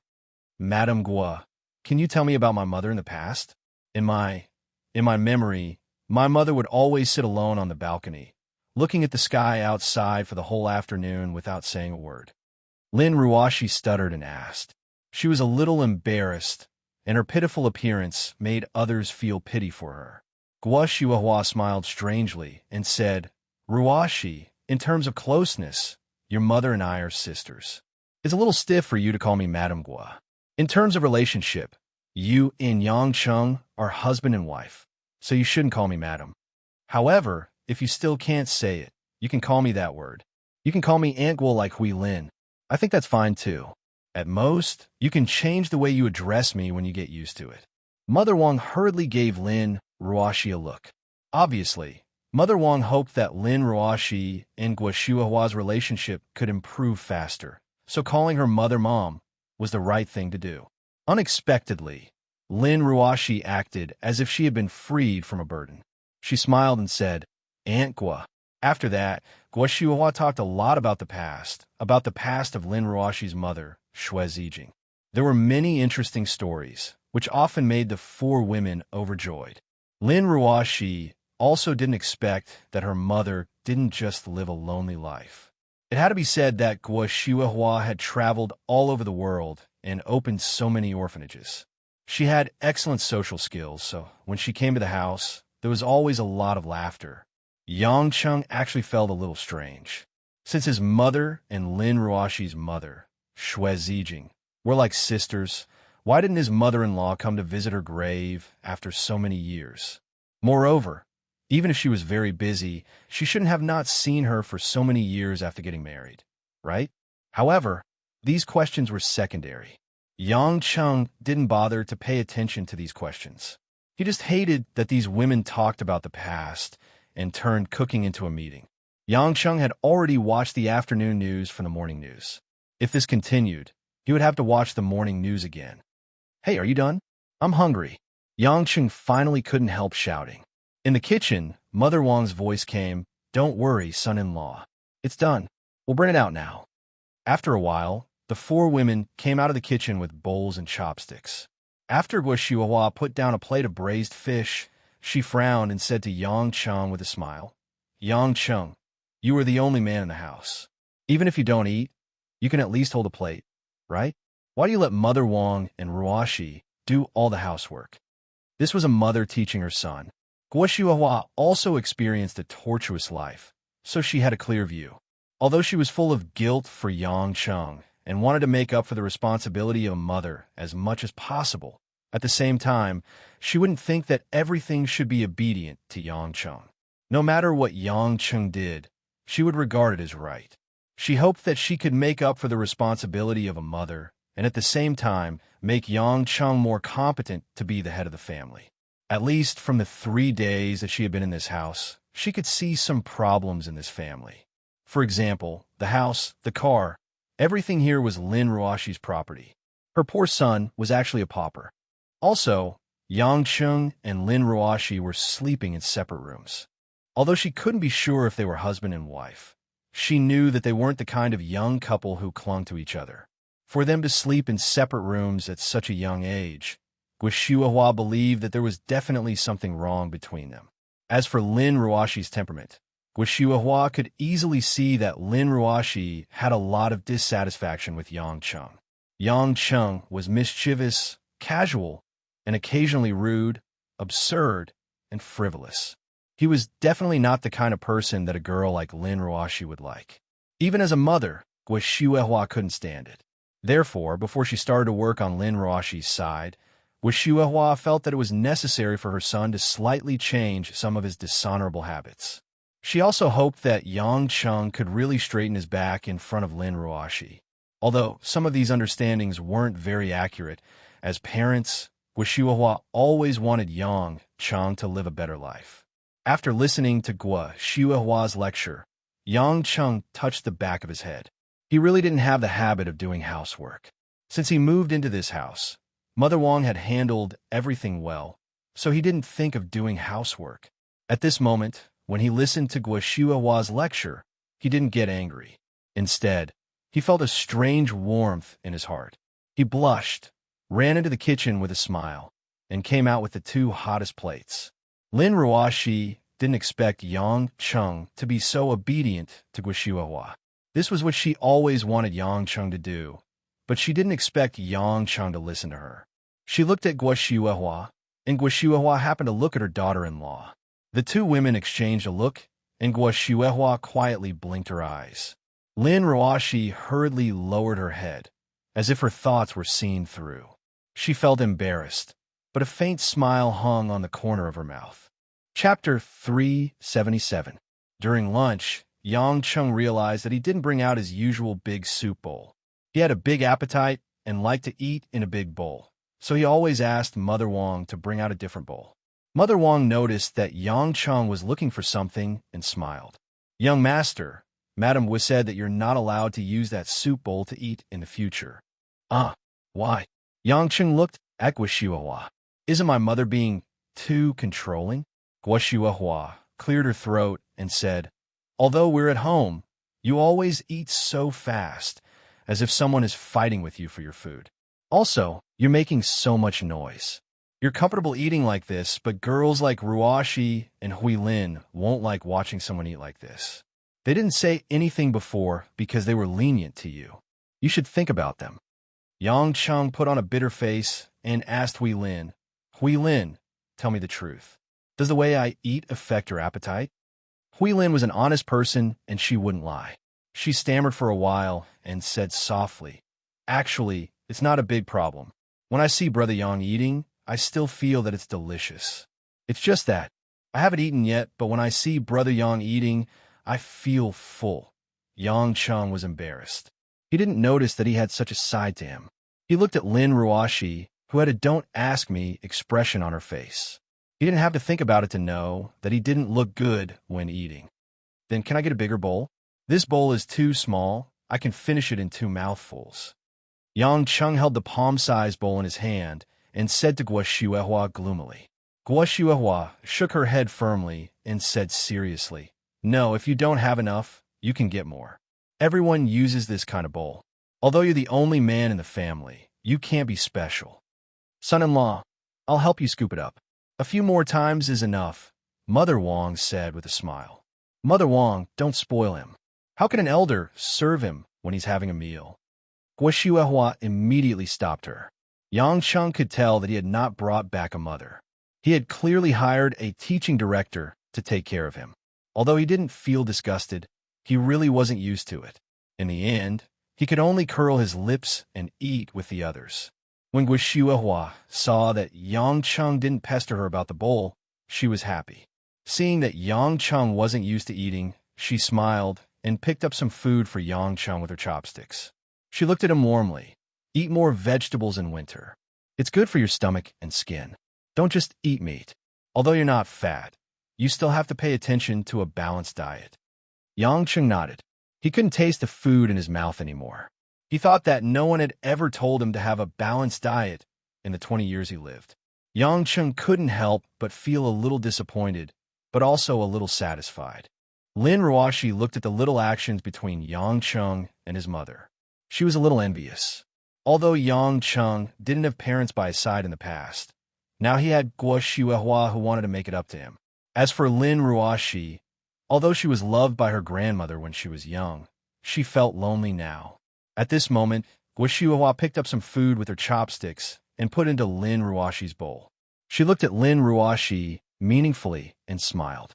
"I have no choice. I can't mistreat my daughter-in-law, even if I'm good to my son," Guo Shuihua said half-jokingly. Mother Wong and Huilin nodded in agreement. On the other hand, Lin Ruoshi blushed and wanted to find a hole to hide in. How could his little thoughts be seen through all the time? Yang Chung enjoyed watching Lin Ruoshi's shy look. Ever since his mother came, Lin Ruoshi seemed to be more affectionate. He didn't know if it was to please her mother-in-law or because she really liked spending time with Guo Shuihua.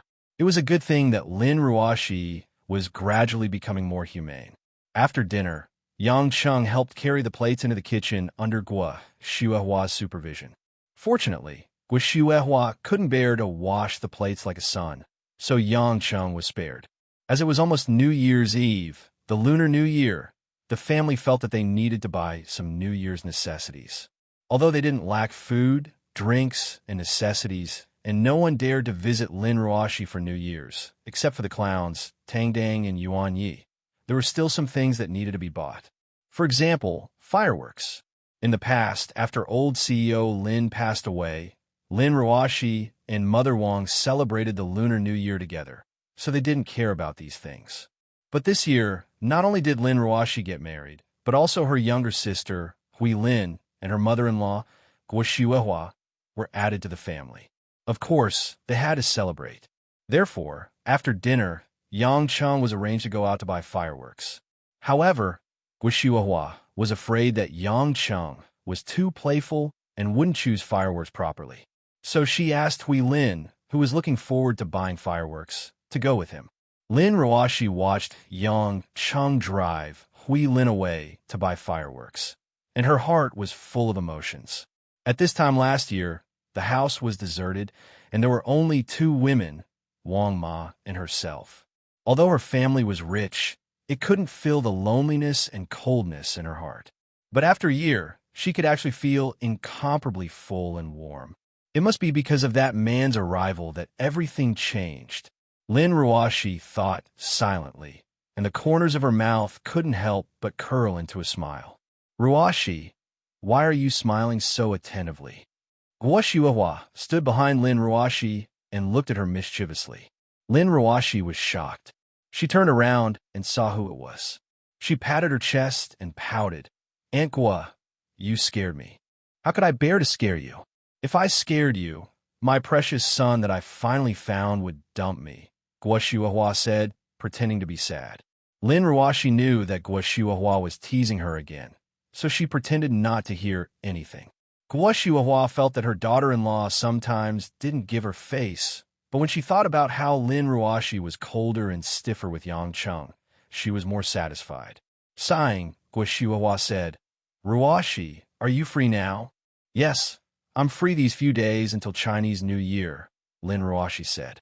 Then come upstairs. I'll show you something, Guo Xuehua said. Lin Ruoshi didn't ask what Guo Xuehua wanted to show her, and obediently followed her upstairs and entered Guo Xuehua's room. Guo Xuehua's room was specially prepared by Mother Wang, and the furniture and bedding were already prepared. Lin Ruoshi was the type of person who couldn't finish spending money, so even if no one used the furniture in the house, it was still bought neatly, which made it convenient to move in. At this moment, Guo Xuehua walked to her bedside table, bent down, and picked up a small handmade bamboo basket and brought it to Lin Ruoshi. This is...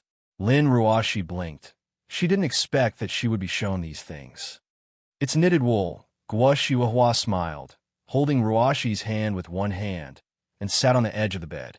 She took out a light gray scarf that was about 1/3 knitted, stroked the cashmere, and said with satisfaction, This is the scarf I plan to knit for Yang Cheng.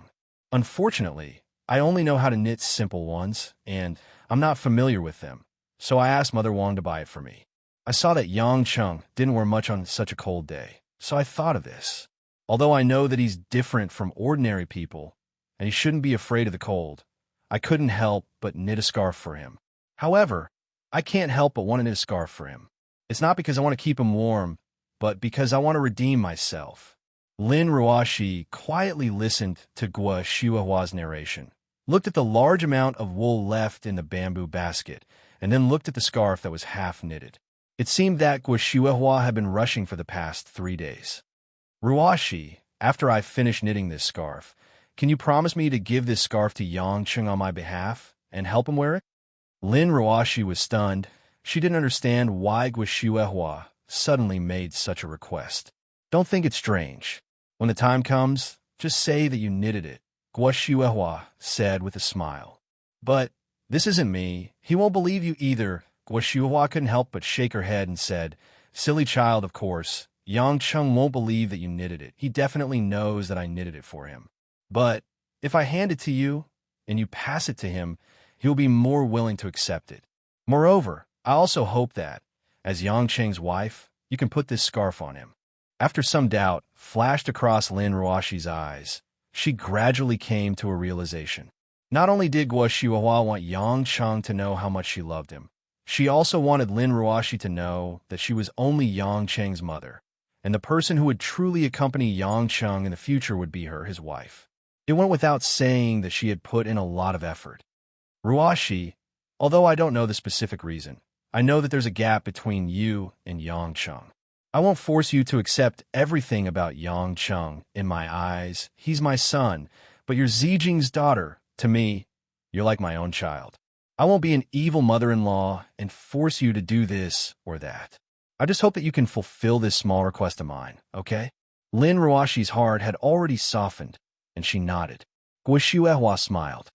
Good girl. Do you want to learn how to knit? Although I only know the basics, I can still teach you a lot. Can I learn too? Lin Ruashi suddenly felt a little tempted. After all, she was still a young girl, and a particularly traditional one. She just didn't have the opportunity to learn about needlework. Now, that Guishuehua suddenly said that she wanted to teach her. She was very interested. Of course, when you learn it, you can knit a vest for Yangcheng next year, Guishuehua suggested. Lin Ruashi pouted and thought to herself, I'm not going to knit a sweater for that bad guy. But soon Lin Ruashi asked anxiously, what should I do first? Chapter 378. There was a market on the outskirts of Zhonghai. Every corner of the streets was decorated with vibrant colors. Most of the pedestrians on the crowded street had a joyous expression on their faces. Occasionally, there would be foreign hawkers who couldn't go home for the new year, but they were forcing themselves to be energetic, hoping to make more money on the eve of the new year. Shouts, loudspeakers, and cheerful music blended together with the clamor of the crowd. The whole market was bustling with excitement. Huilin didn't expect Yang Cheng to bring her to a place like this to buy fireworks. She thought that they were going to a place that specialized in selling fireworks. However, she didn't know much about these things, so she followed Yang Cheng wherever he went. Yang Cheng walked in front, while Huilin followed closely behind him. She didn't dare to stray too far away from Yang Cheng due to the clamor of the crowd.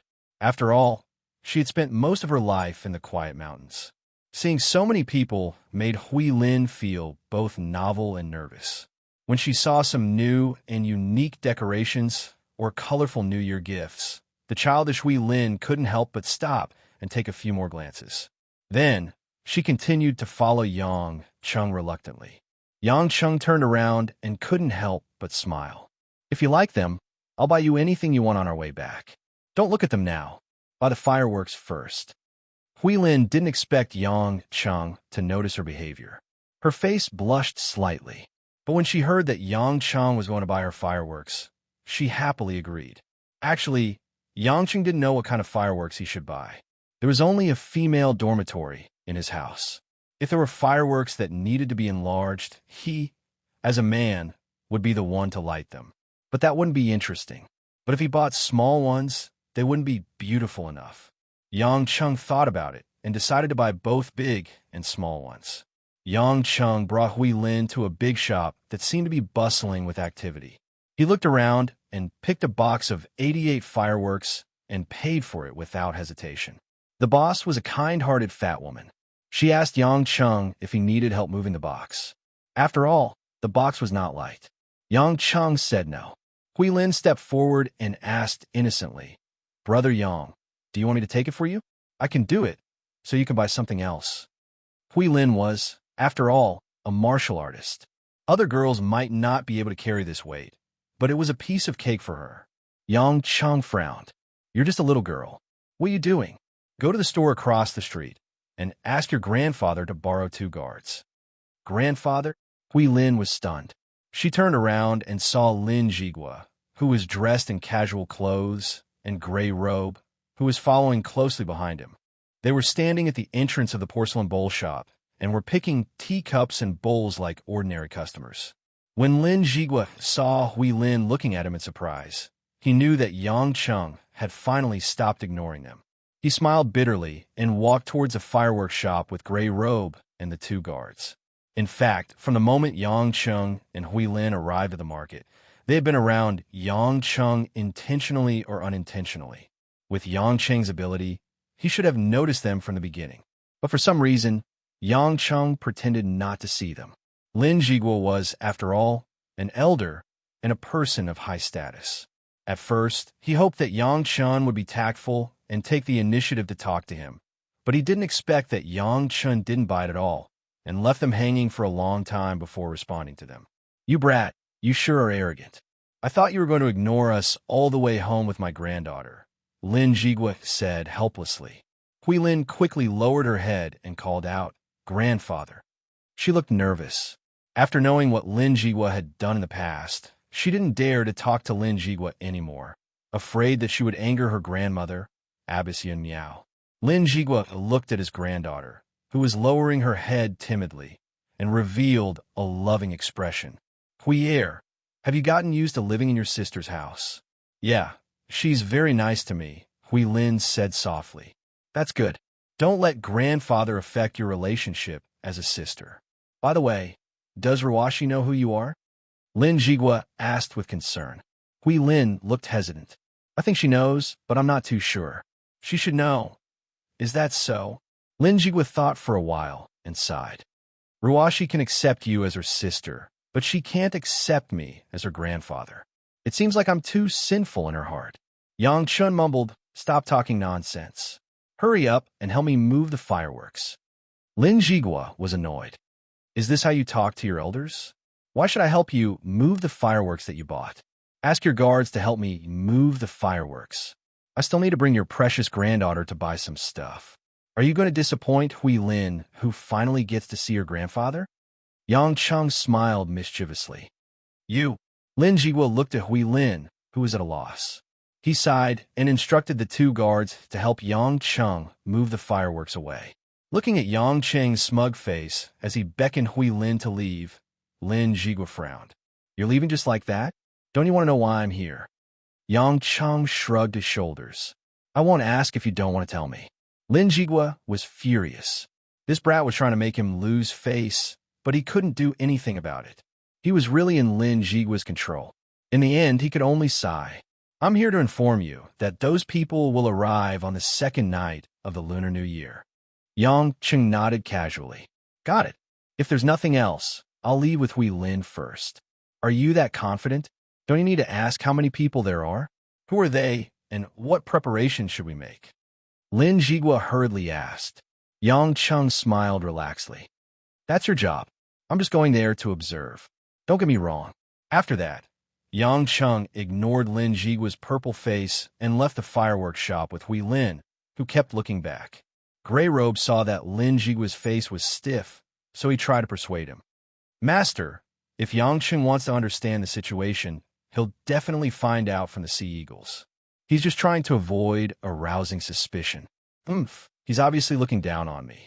Let's see how he's going to deal with this when the people from Sandstorm come, Lin Jigua said solemnly. According to the latest information, the leader of Sandstorm is also involved in this plan. The man who built this team single-handedly isn't someone to be trifled with. Grey Robe also had a bitter expression.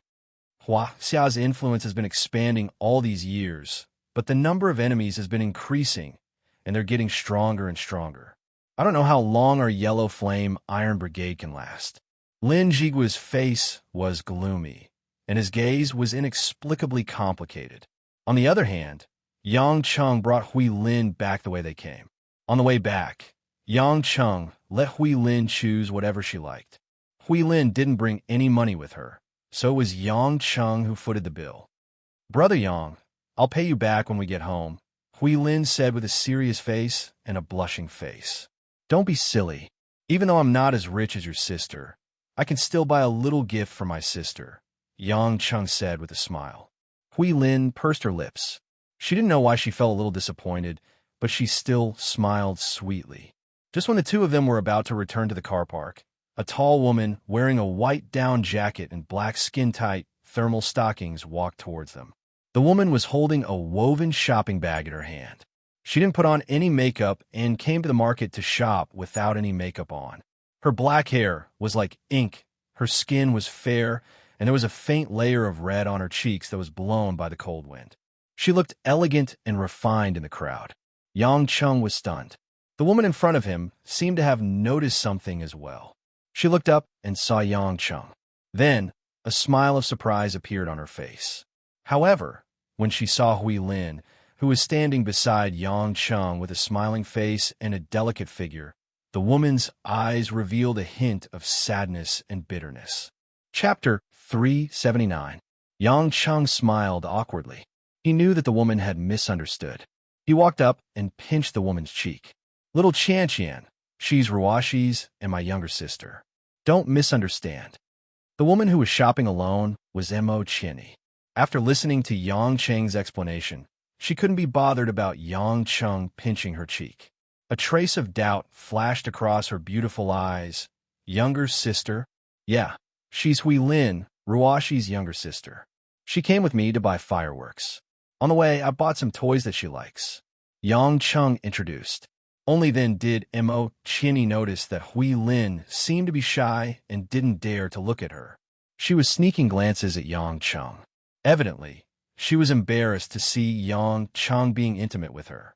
Mo Chinny was sure that she was mistaken. She rolled her eyes at Yang Cheng and smiled. Why are you explaining to me? I'm not the real deal anyway. Even if I'm jealous, I won't take it seriously. If you talk like that again, I'll spank your butt. Yang Cheng pretended to be angry as he raised his hand and aimed it at Mo Chinny's but to show off. Mo Chinny shyly pulled Yang Cheng's hand down. You're so annoying. Are you trying to embarrass me on the streets?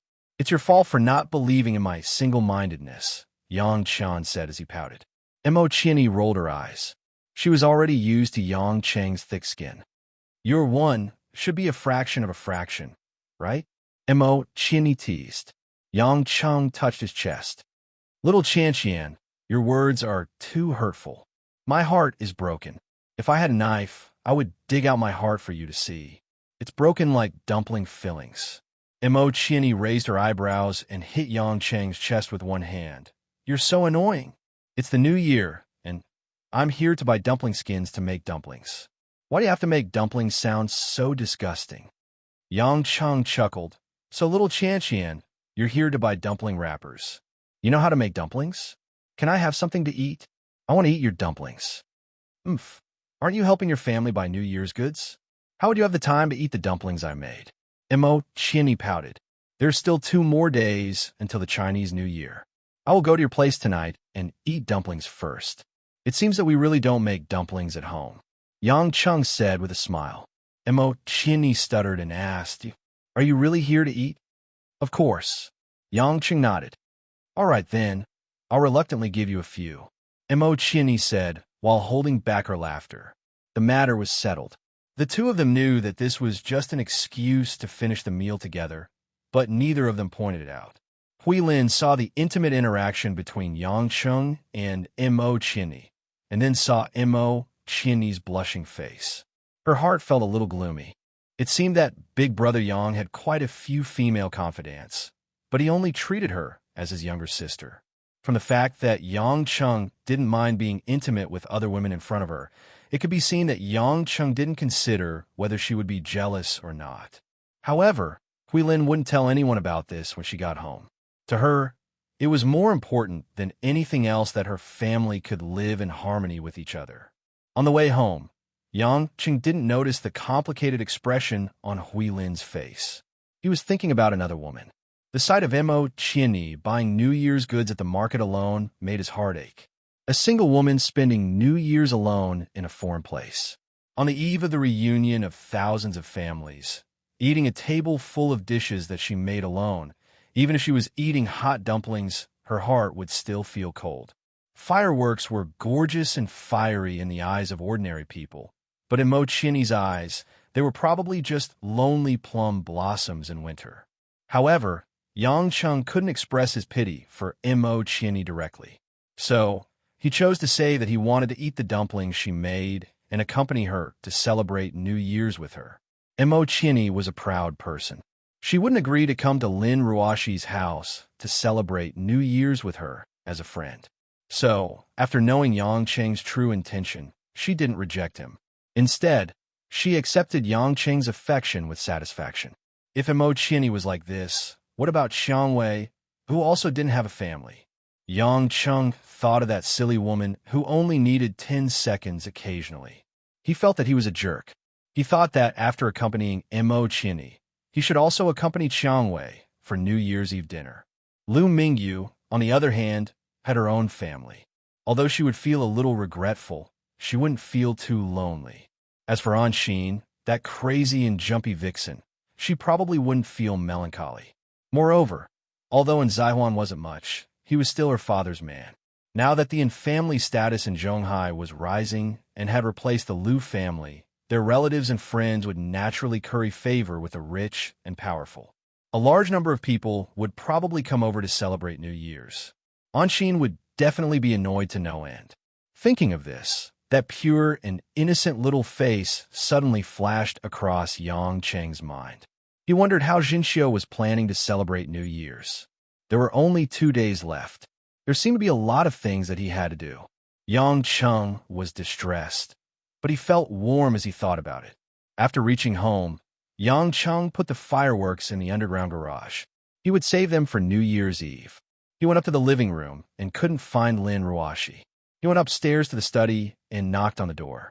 Yang Chen's hearing was extremely good. After he knocked on the door, he could hear the sounds of things being hurriedly placed and drawers being pulled. He frowned. What is Lin Ruoshi trying to hide? After the door opened, Lin Ruoshi's expression was a little unnatural, but she still asked coldly, "What's the matter?" Yang Cheng pretended that he didn't know anything. "Oh, I was just thinking that Jinxiu was alone during New Year's. I don't know how she's doing. Do you want to go see her with me?" Lin Ruoshi's expression warmed up. There was a trace of gentleness in her eyes. She suddenly felt that Jinxiu was more pleasing to the eye. "Yes, we should go and see her.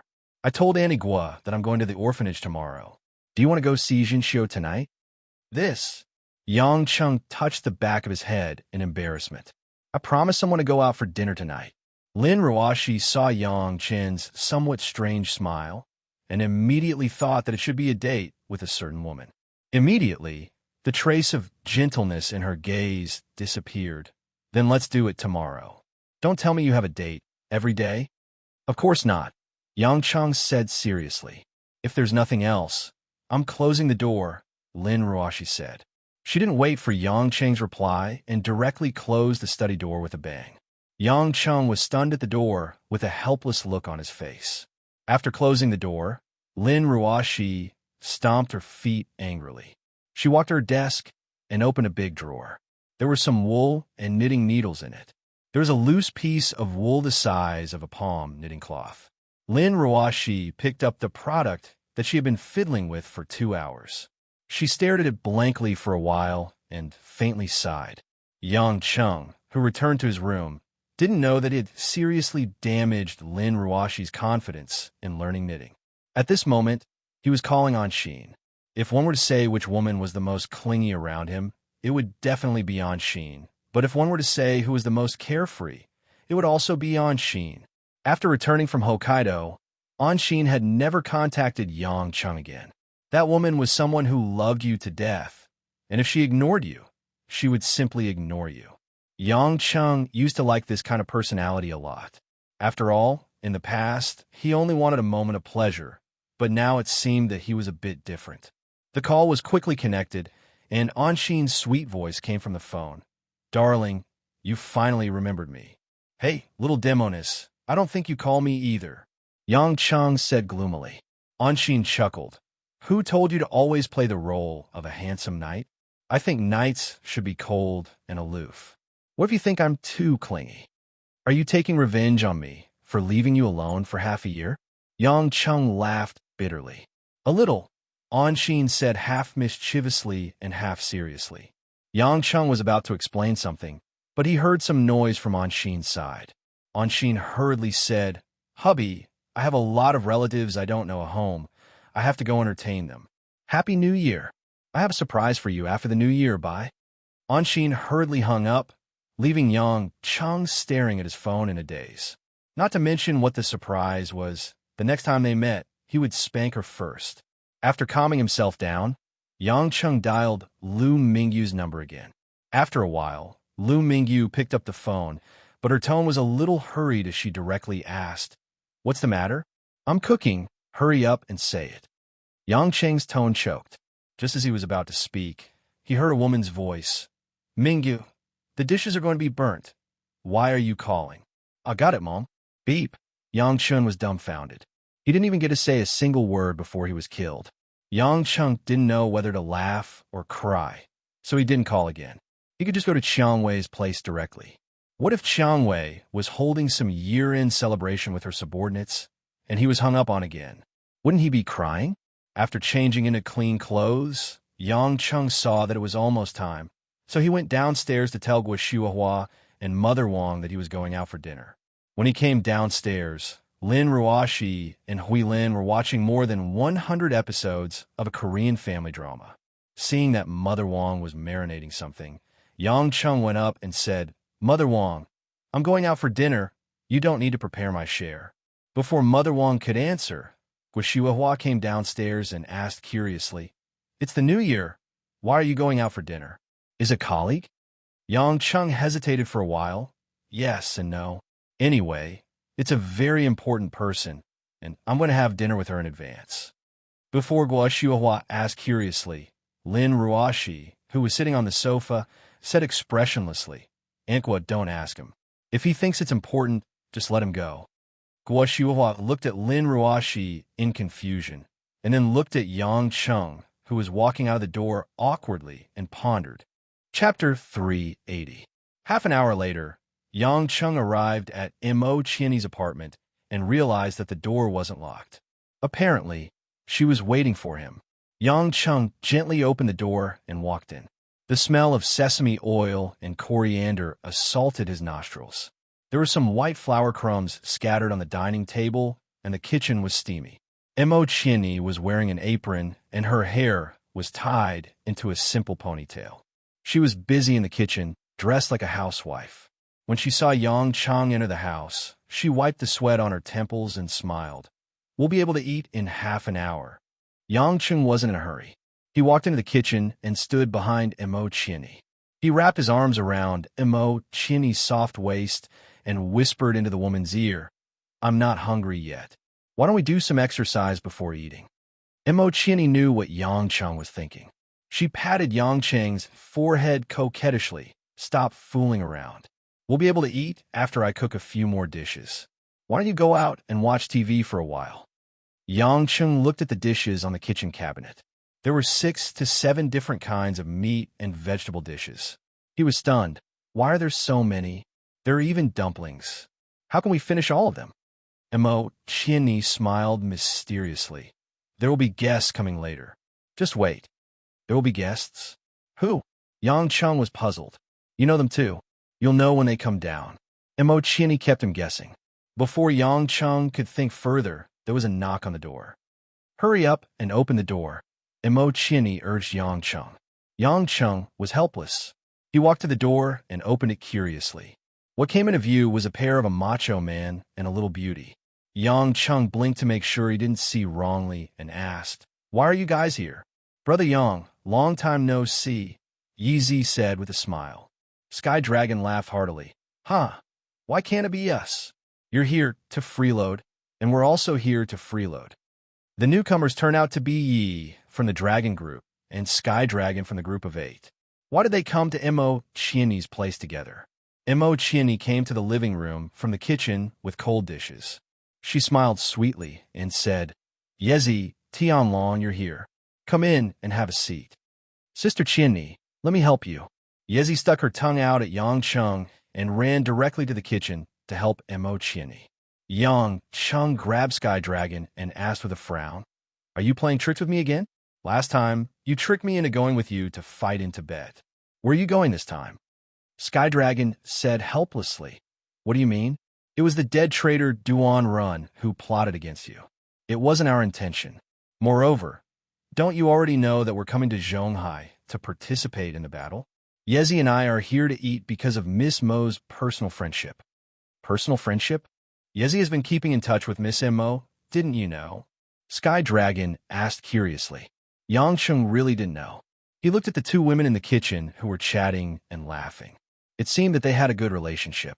Mo Qian had been keeping in touch with Yezi behind his back.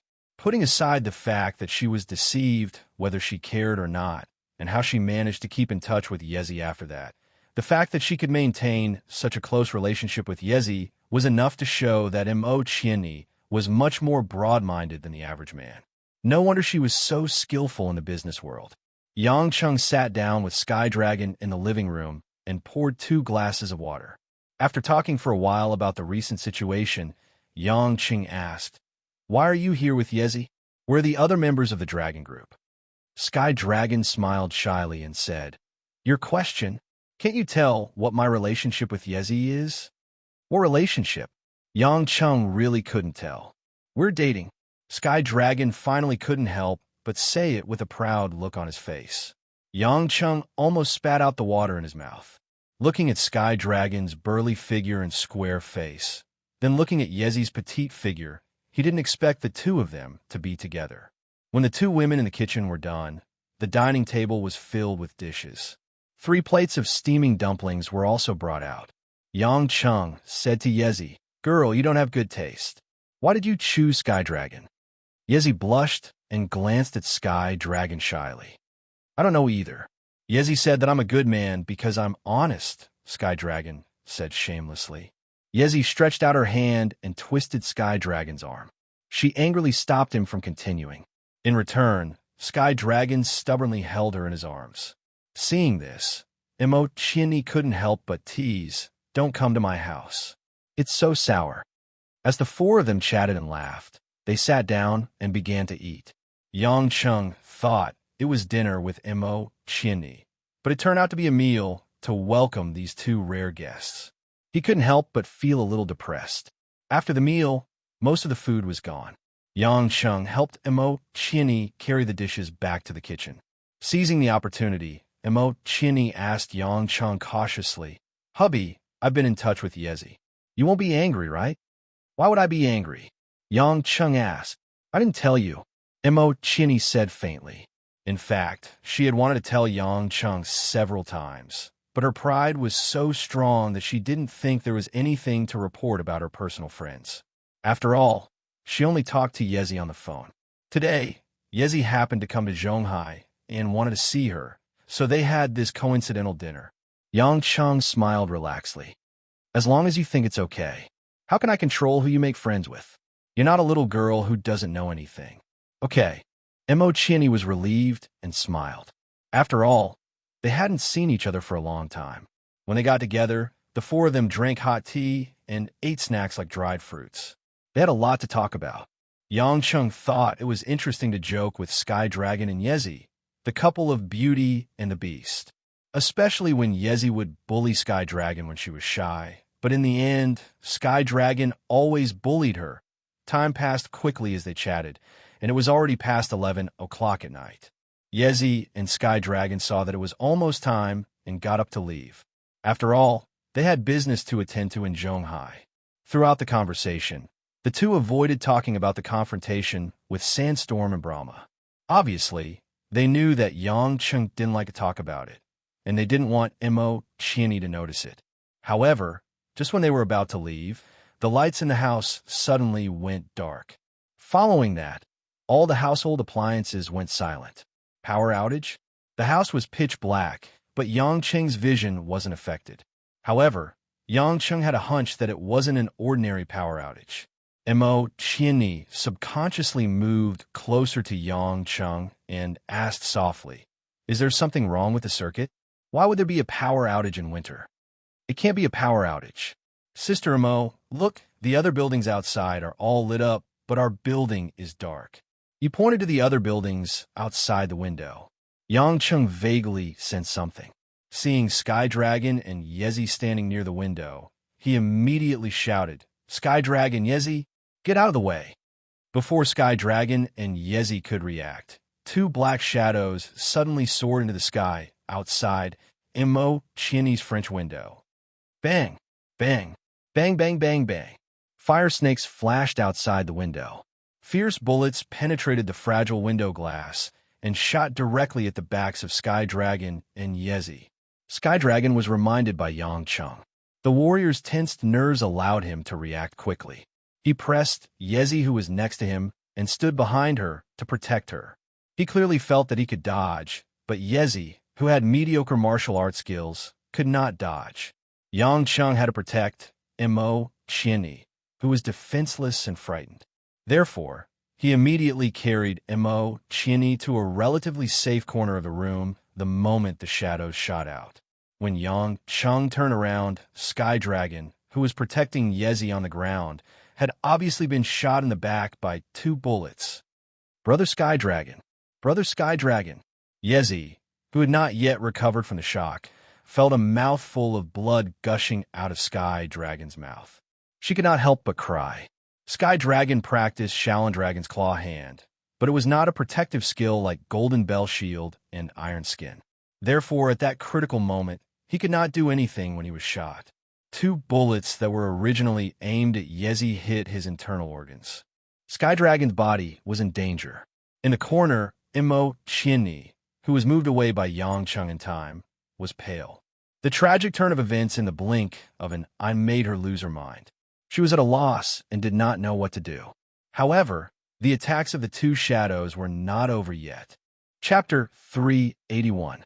The anti-theft stainless steel bar was broken by the hands of the 2 black figures, which looked a little ironic. The glass, which had been pierced by a large caliber gun, was as fragile as a piece of paper. The 2 black figures smashed it with their hands, and the glass broke into pieces. When the 2 black figures stepped into the living room with heavy footsteps, Yang Chung finally saw their attire. They were 2 curly-haired Middle Eastern men in Muslim clothing. They were wearing the iconic white Muslim robes, and each of them was holding a large-caliber American-made M1911. What was most unusual was their lifeless eyes. There was no emotion in them at all, as if they were fake eyes. The 2 men looked at Sky Dragon, who had fallen to the ground and could not get up. They raised their guns expressionlessly, intending to send Sky Dragon and Yezi on their final journey. Sky Dragon might not have been afraid of the 2 men raising their guns slowly, but at that moment, in order to protect Yezi, he was attacked from behind. 2 bullets pierced his back, and it was difficult for him to even breathe. Yezi was already panicking. Seeing that the 2 men were about to shoot, she immediately moved behind Sky Dragon. However, she did not dare to fight back, as she was afraid that the bullets would enter Sky Dragon's body again. Seeing that, Yang Chung naturally would not just stand by and watch. In the blink of an eye, he rushed to the front of the 2 Muslims and grabbed their wrists that were holding the guns. The moment the muzzles spat out fire, the bullets missed the fridge and the floor lamp in the house, causing sparks. The 2 Muslims did not make a sound, and instinctively made a hand-to-hand combat move. They tried to use their fists to attack Yang Cheng's temple and lower abdomen. Yang Chung frowned. As he got closer to the 2 men, he felt that they were not ordinary humans. They seemed to be fighting purely on instinct. However, Yang Chung did not have time to think about this strange phenomenon, as the 2 Muslims' fists were about to land on him. The inner force of the endless resolve restoration scripture exploded, and the vital energy leaked out, forming a strong aura. The 2 men's powerful fists could not get any closer to Yang Cheng's body, even though they were only an inch away from him. Yang Chung suddenly exerted strength in his hands, and threw the 2 Muslims out of the French window. The 2 black shadows were like kites with broken strings. They fell for more than 10 meters, and 2 muffled thuds could be heard as they hit the ground. Yang Chung did not have the time to care if the 2 were dead or not. He immediately turned around and said to Yi, "If I'm not mistaken, those 2 must be from Sandstorm. Your general's information was wrong, or you were fooled by Sandstorm and Brahma. Now, bring Sky Dragon to a safe place for treatment and immediately contact your headquarters. If you can contact them." Although Yi was still wiping away her tears, she knew that the situation was serious. According to the intelligence report, the enemy would arrive in 3 days, but suddenly appeared in Zhonghai. If the other team members were ambushed like Yi and Sky Dragon, no Yang Chung would save them. Yezi supported Sky Dragon, who was covered in cold sweat, and Yang Chung grabbed Imo Chinni's hand and followed them downstairs without saying anything. Where were we going? Imo Chinni came back to her senses. She knew that the situation was urgent, but she still couldn't help but ask. "I'm sending you to a place that I can trust the most for now," Yang Chung said. When Yi helped Sky Dragon into the car, Yang Chung also pulled Imo Chinni into his BMW. Right at this moment, there was a loud rumble sound.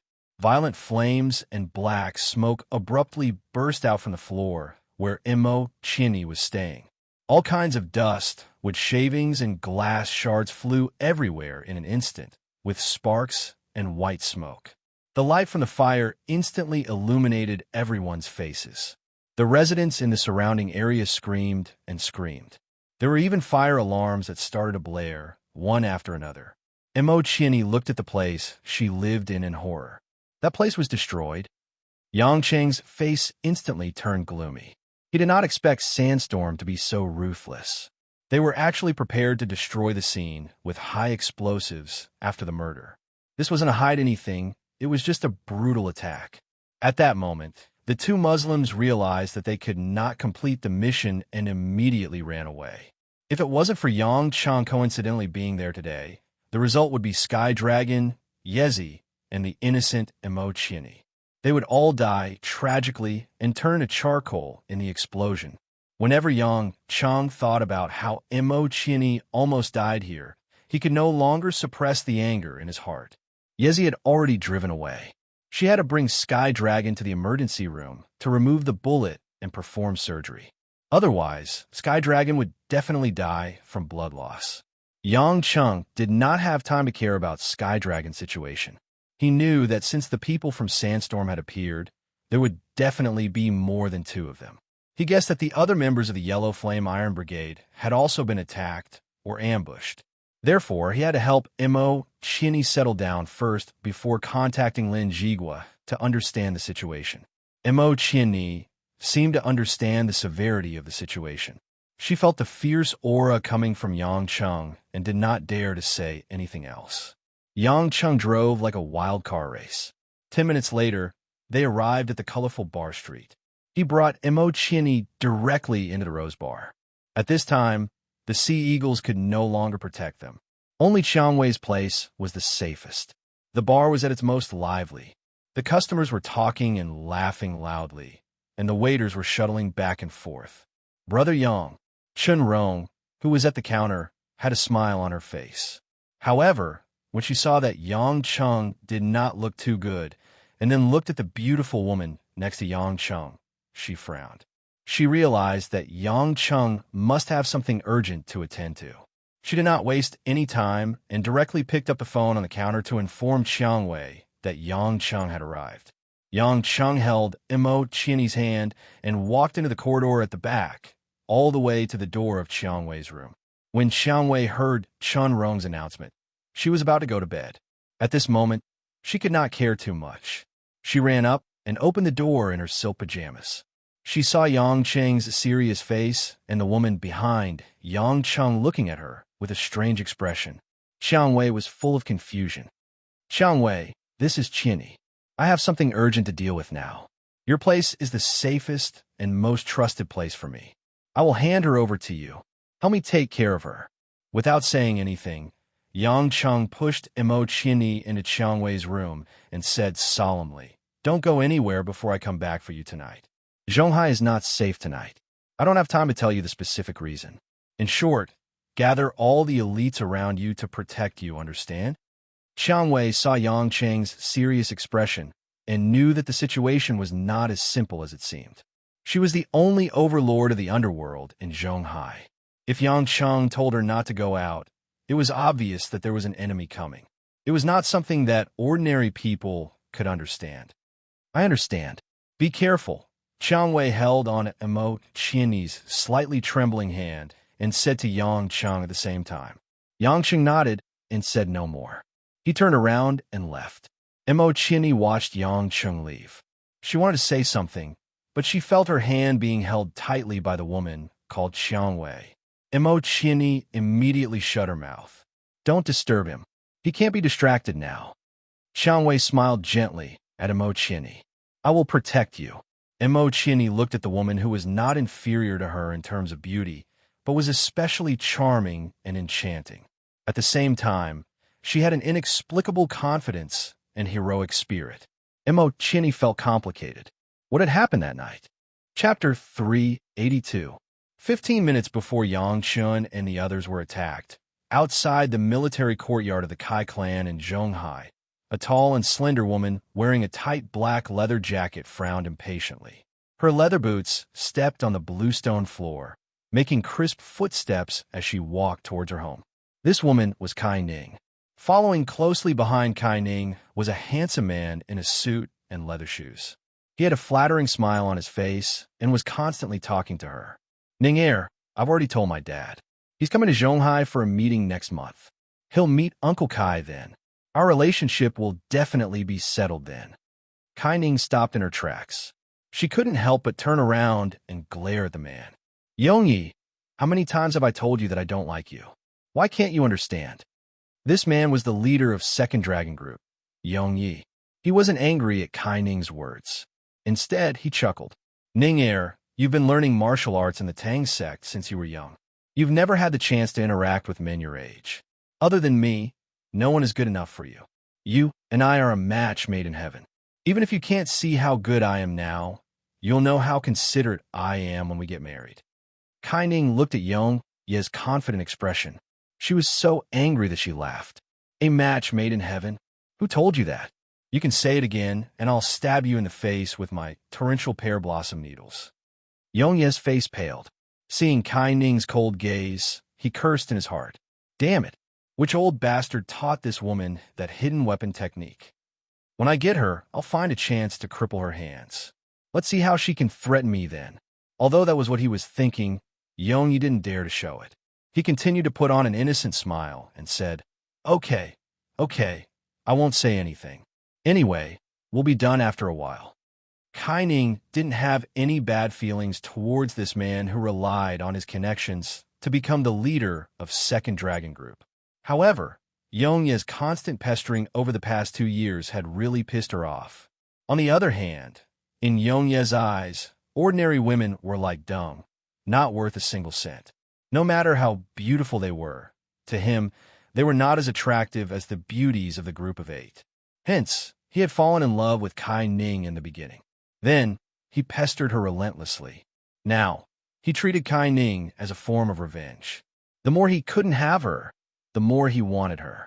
Kai Ning's disregard for him made Yongyi's prideful heart want to give up. It was just that Kai Ning hadn't realized it yet. The two of them arrived at the main hall of the Kai family's courtyard. The head of the Kai family, Kai Yunxing, was drinking tea with Abbess Yun Miao and Taoist Yujizi, who had been staying here for a long time. At the same time, the other members of Second Dragon Group were waiting for their team leader, Yongyi. Seeing Yongyi chasing Kai Ning into the house and Kai Ning's unhappy face, Kai Yunxing sighed in his heart. In his heart, he felt extremely guilty towards his eldest daughter. Although Choi Yun had grown up independently, she had been placed by her parents' side. However, Kai Ning had been sent to the Tang sect in Sichuan at the age of 10. She rarely returned home once a year. He and his wife had never had the chance to visit their daughter in the tightly guarded Tang sect. So, when Kai Ning returned from her studies, Kai Yunxing and his wife tried to give her more love. However, their eldest daughter was skilled in Qigong and could come and go without a trace. Moreover, she didn't need anyone to take care of her. She could handle everything and take care of her younger sister and family. Therefore, finding a good in-laws for Kai Ning seemed to be the most worthwhile thing to do. Although Yongyi's parents were on the same level as the Kai family, they belonged to a top-notch aristocratic family in Beijing that the Kai family couldn't afford to offend. Even though Kai Yunxing knew that Kai Ning didn't like Yongyi, he had to remind her not to go overboard with him. After all, if Yongyi's parents and the Kai family really didn't get along, the Kai family might not be able to handle it. Therefore, Kai Ning had always been pestered by Yongyi. Unless it was absolutely necessary, she wouldn't pay much attention to him. Abbess Yin Miao knew about Yongyi's pursuit of Kai Ning, but she didn't mince her words. She snorted coldly. Yongyi, practicing your martial arts is much more practical than chasing the Kai family's girl. Yongyi's face turned purple, but he didn't dare to say anything. He knew that among the group of 8, this old Taoist nun was the hardest to provoke. Moreover, this woman was of high seniority. Hearing her teasing, he could only force a smile. Taoist Yujizi, the general asked me to ask how Yang Lai's injuries are, Kai Ning said directly to Yujizi. Yujizi stroked his beard. Lai Er's injuries have improved a lot, but he's still severely injured. He'll need another 2 to 3 days before he wakes up. He definitely won't be able to participate in the battle this time. Kai Ning nodded. Just as she was about to inform her father and return to her room to rest, she suddenly felt a strange aura approaching from outside. Who is it? Almost at the same time, Abbess Yun Miao and Yu Jizi stood up. Everyone only saw a flash before their eyes, and the two of them stood in front of the hall, facing the main entrance. The Kai family's courtyard was brightly lit, and the entire courtyard was illuminated as if it was daytime. Suddenly, the melodious sound of a flute came from outside the courtyard and entered everyone's ears. That indistinct melody was like a plant that had taken root and was about to sprout. It kept invading everyone's brain. Not good. Everyone, circulate your energy to resist. There's a trap. Yu Jizi shouted. Although it was easy to say, it was not something that everyone could do. The members of 2nd Dragon Squad didn't have a high cultivation base, and the guards in the courtyard, including the general, Kai Yunxing, were all ordinary soldiers. They knew some body-hardening techniques, but they didn't know any profound internal techniques. Kai Ning frowned. She immediately put her hand on her father's back to defend against the sound waves and to prevent Kai Yunxing from fainting. Before the enemy even entered the courtyard, more than 10 soldiers in the courtyard had already fallen to the ground, clutching their heads in pain. The members of 2nd Dragon Squad were also pale. Their leader, Yong Yi, who had been in high spirits earlier, now had a hideous expression on his face. It was obvious that he wasn't feeling well. Only Abbess Yun Miao, Yu Jizi, and Kai Ning were able to focus on their surroundings, ready to face the enemy at any time. Hiss! Just as the sound of the flute gradually weakened, a huge, shiny black snake as thick as an adult's thighs slithered through the door. King Cobra! Yu Jizi was able to identify the origin of the huge snake immediately. To be exact, it's the divine snake Naga. A Chinese voice with a strong Indian accent came from outside the courtyard. Following that, a man in a black robe with his hair in braids stepped through the gate. Behind the man was a burly man with yellow hair. The man's chest was exposed to the air, and it was bronze in color. He was expressionless, like the Vajra of ancient myths. The last man who walked in held a small silver flute in his hand. He had long, dark golden hair, a hooked nose, and a sharp gaze like that of an eagle. Yu Jizi and Abbess Yun Miao looked at each other, feeling that the situation wasn't good. The three people's dressing, accent, and skills were exactly the same as the legendary Indian Guardian organization, Brahma. If it was really them, didn't that mean that the sandstorm had already arrived in Zhonghai? The members of Yellow Flame Iron Brigade were still in the midst of their preparations, and many of them were still rushing over from other places. Now, before everyone was in position, the enemy came knocking on their door. It was obvious that this was premeditated, and they wanted to catch Yellow Flame Iron Brigade off guard. Lin Jigua, that idiot. He even sent us the wrong information. Abbess Yin Miao couldn't help but scold her husband. However, they didn't have the time to think about what to do now. The man with black braids seemed to be the leader of the three. He casually said to the man with golden hair and a hooked nose, "Garuda, let them sleep like the rest of the soldiers." The man called Garuda seemed to have rested for a while. He nodded silently and started playing the silver flute again. The flute didn't make any sound when it was played. However, the divine snake Naga's 2 white eyes were instantly dyed scarlet. Hiss hiss.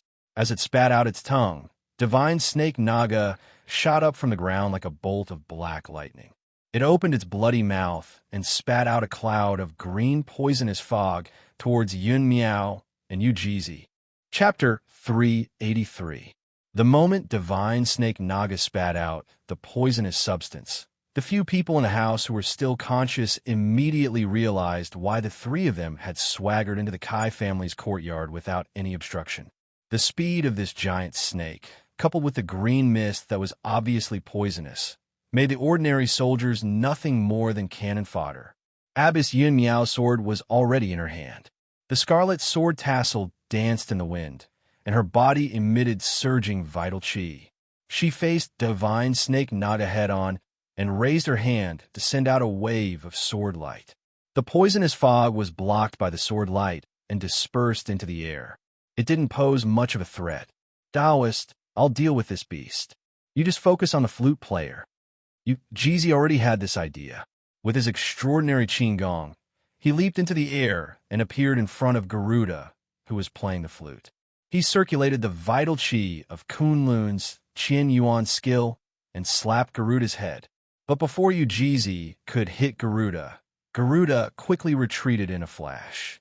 Another burly man stood in front of Jeezy and shielded him. Oomph. The burly man's chest was hit by Jeezy's Qian Yuan skill internal energy. He grunted but didn't move an inch. Jeezy was shocked. The internal energy contained in his palm was enough to shatter a 1,000-pound boulder. But this man was able to take it head-on. Huaxia's internal energy is indeed impressive. You should be proud that my brother, Hercules Rama, was hit by you. The black-haired man commented as if he was watching a show. Jeezy didn't dare to be careless. He took 2 steps back and saw that Hercules Rama was indeed fine. He was still looking at Jeezy with a mocking expression. Don't think that I won't be able to deal with you just because you can block my palm. Jeezy saw that Abyss Yun Miao was fighting with the snake. Her sword chi surged, and she wasn't at a disadvantage. He was relieved and pulled out a flexible sword from his waist. Song Wang. The sword light flowed like the moon. Vaguely, a yin-yang 8 trigrams Tai Chi diagram formed in the sword light. Let's see if you can receive my Kunlun 8 trigrams dragon sword. The black-haired man furrowed his brows. He seemed to have sensed that Jeezy's attack was rather difficult to deal with. However, he did not intend to join forces with Hercules Rama to deal with Jeezy. Instead, he shifted his gaze towards the main hall. Kai Ning, who had settled Kai Yunqing in the back, rushed out. She knew that there was a huge gap between her and Abyss Yun Miao and Jeezy, especially Jeezy, who was a Xiantian expert. They were worlds apart. However, she had no other choice but to face the enemy head-on. After all, this was her home. The members of Second Dragon Group were more or less hit by the flute's attack. They were muddle-headed and frightened by the divine snake Naga, so they immediately chose to retreat from the back. They planned to report the situation to Lin Jigua so that they could make specific plans. Yongyi struggled for a while, but to no avail. In the end, he gritted his teeth and made a strategic retreat like his teammates. Woman, you're no match for me. The black-haired man laughed mockingly when he saw Kai Ning's intense gaze. We'll only know after we fight. Kai Ning remained calm. One of her hands was already filled with silver needles that were as thin as a cow's hair, while the other was filled with willow leaf blades. A trace of surprise flashed past the black-haired man's eyes. Is this Hua Xia's legendary hidden weapon? I've never seen it before. Perhaps you can really surprise me, the man said leisurely. My name is Mahakala. Woman, what about you? Flower Rain. As soon as Kai Ning finished speaking, the willow leaf blades in her hand flew towards Mahakala's limbs, chest, and throat like a swarm of locusts. Mahakala did not move an inch. However, his dark brown eyes had already turned grayish-white. Following that, all the willow leaf blades shot out by Kai Ning were reflected back at her as if they were possessed. Moreover, their speed did not decrease at all. Kai Ning felt a chill down her spine. The scene in front of her had completely overturned her understanding of martial arts. Although she had seen some superpowers before, she had never seen such an ability being used so easily. Brahma, who had always been hidden in India, actually had such an ability. Kai Ning's Qigong was still outstanding. After all, she came from the Tang sect, which had outstanding movement techniques. She was able to dodge all of her flying blades. Flower Rain, be careful of the opponent's mental power, Abyss Yun Miao, who was fighting Divine Snake Naga, shouted. The opponent is an ancient yoga expert. His mental power is unfathomable. That kind of superpower is untraceable. Normal methods won't be able to break through his mental power. Mental power? Kai Ning's heart trembled. When she was young, she had seen an expert who trained in mental power. He used mental power to transform it into telekinesis and forcefully stared at a steel bar, bending it. At that time, she did not think that this kind of superpower would be of much use. Now that she had seen it, she realized that the telekinesis condensed from a profound mental power could actually be this powerful. Woman, Don't daydream. Mahakala laughed coldly. It's my turn to use my hidden weapons.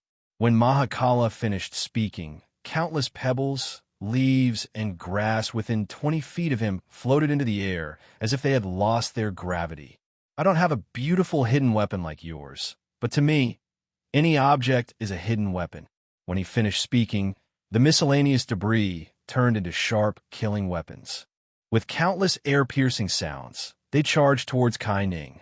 Kai Ning leaped a few times in a row, dodging the hidden weapons that were smashed into pieces. At the same time, a handful of silver needles as thin as a cow's hair shot out from 4 different angles in an almost imperceptible trajectory, aiming for Mahakala's fatal acupuncture points. It's useless. Mahakala laughed in disdain. When the silver needles were a foot away from him, they all floated in the air, unable to advance any further. Here you go. Kai Ning could not believe that her move was so easily countered. If any hidden weapon could be blocked like that, then even her sky, full of flower rain, would be nothing more than a circus. At the same time, Abbess Yun Miao saw that the situation was getting more and more perilous. She didn't dare to hold back any longer. With a burst of sword chi, she managed to block the Naga serpent for a while. At the same time, the 3-foot-long blade in her hand drew a complicated arc. Nebula sword style. Abbess Yun Miao let out a shrill cry and soared into the sky. She flew straight past the roof, and her body began to spin rapidly in midair.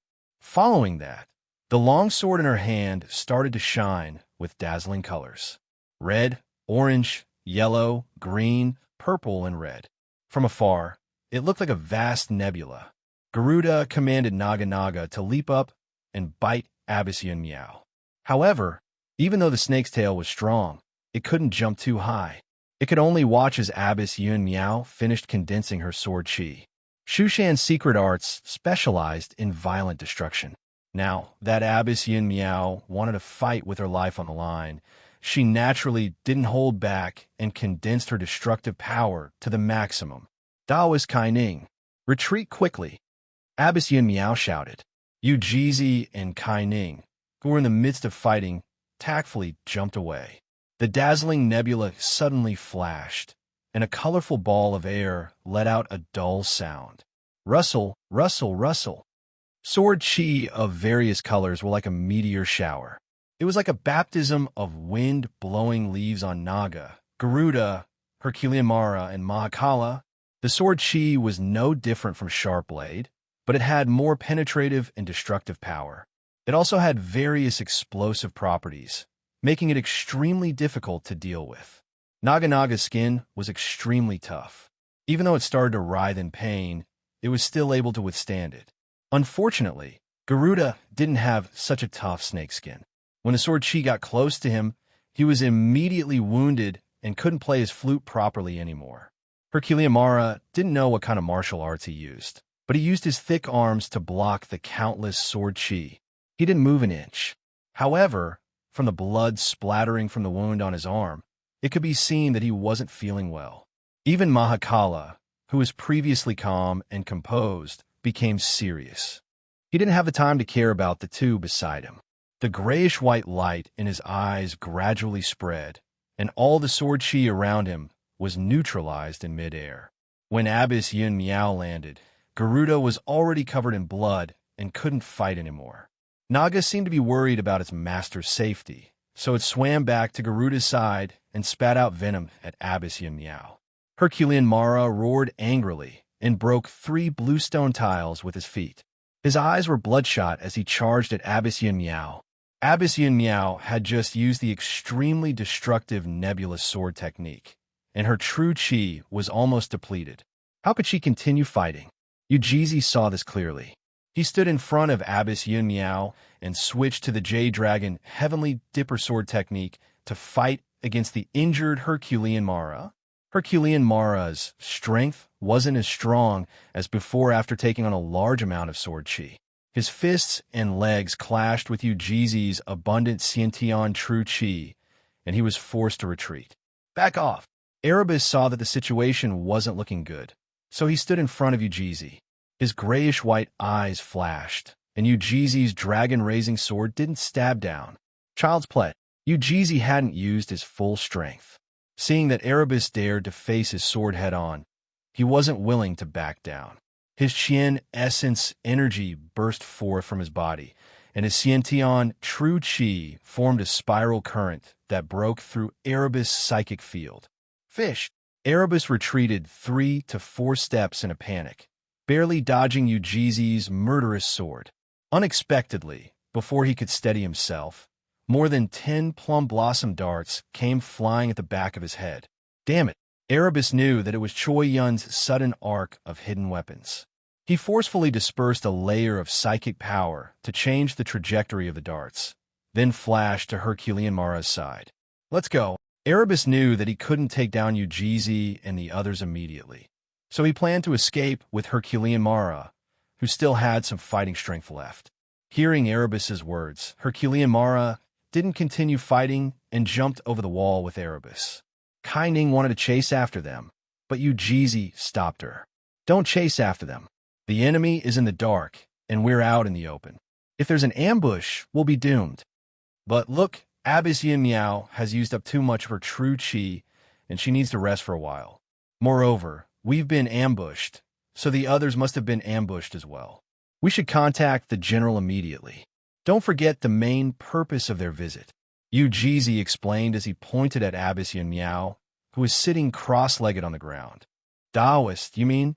That's right, Ujizi said solemnly. Most of their troops must be heading toward the aircraft carrier development base. We need to contact the general and head there immediately. Kai Ning calmed down and immediately took out the Yellow Flame Iron Brigade's internal communication phone. She dialed Lin Jigua's number, wanting to ask about the current situation. The phone rang a few times before it was picked up. Kai Ning heaved a sigh of relief. General, you're fine. How fortunate. There was a moment of silence on the other end of the phone. Suddenly, a deep male voice spoke in choppy Chinese. Are you from the Yellow Flame Iron Brigade? Kai Ning's heart, which had just calmed down, immediately jumped to her throat. She widened her eyes and asked coldly, Who are you? Why do you have the general's number?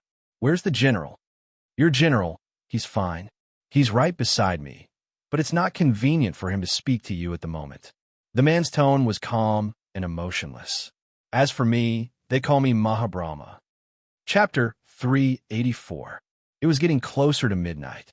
In such a deep winter night, even in a southern city like Zhonghai, the temperature at night was still shockingly low.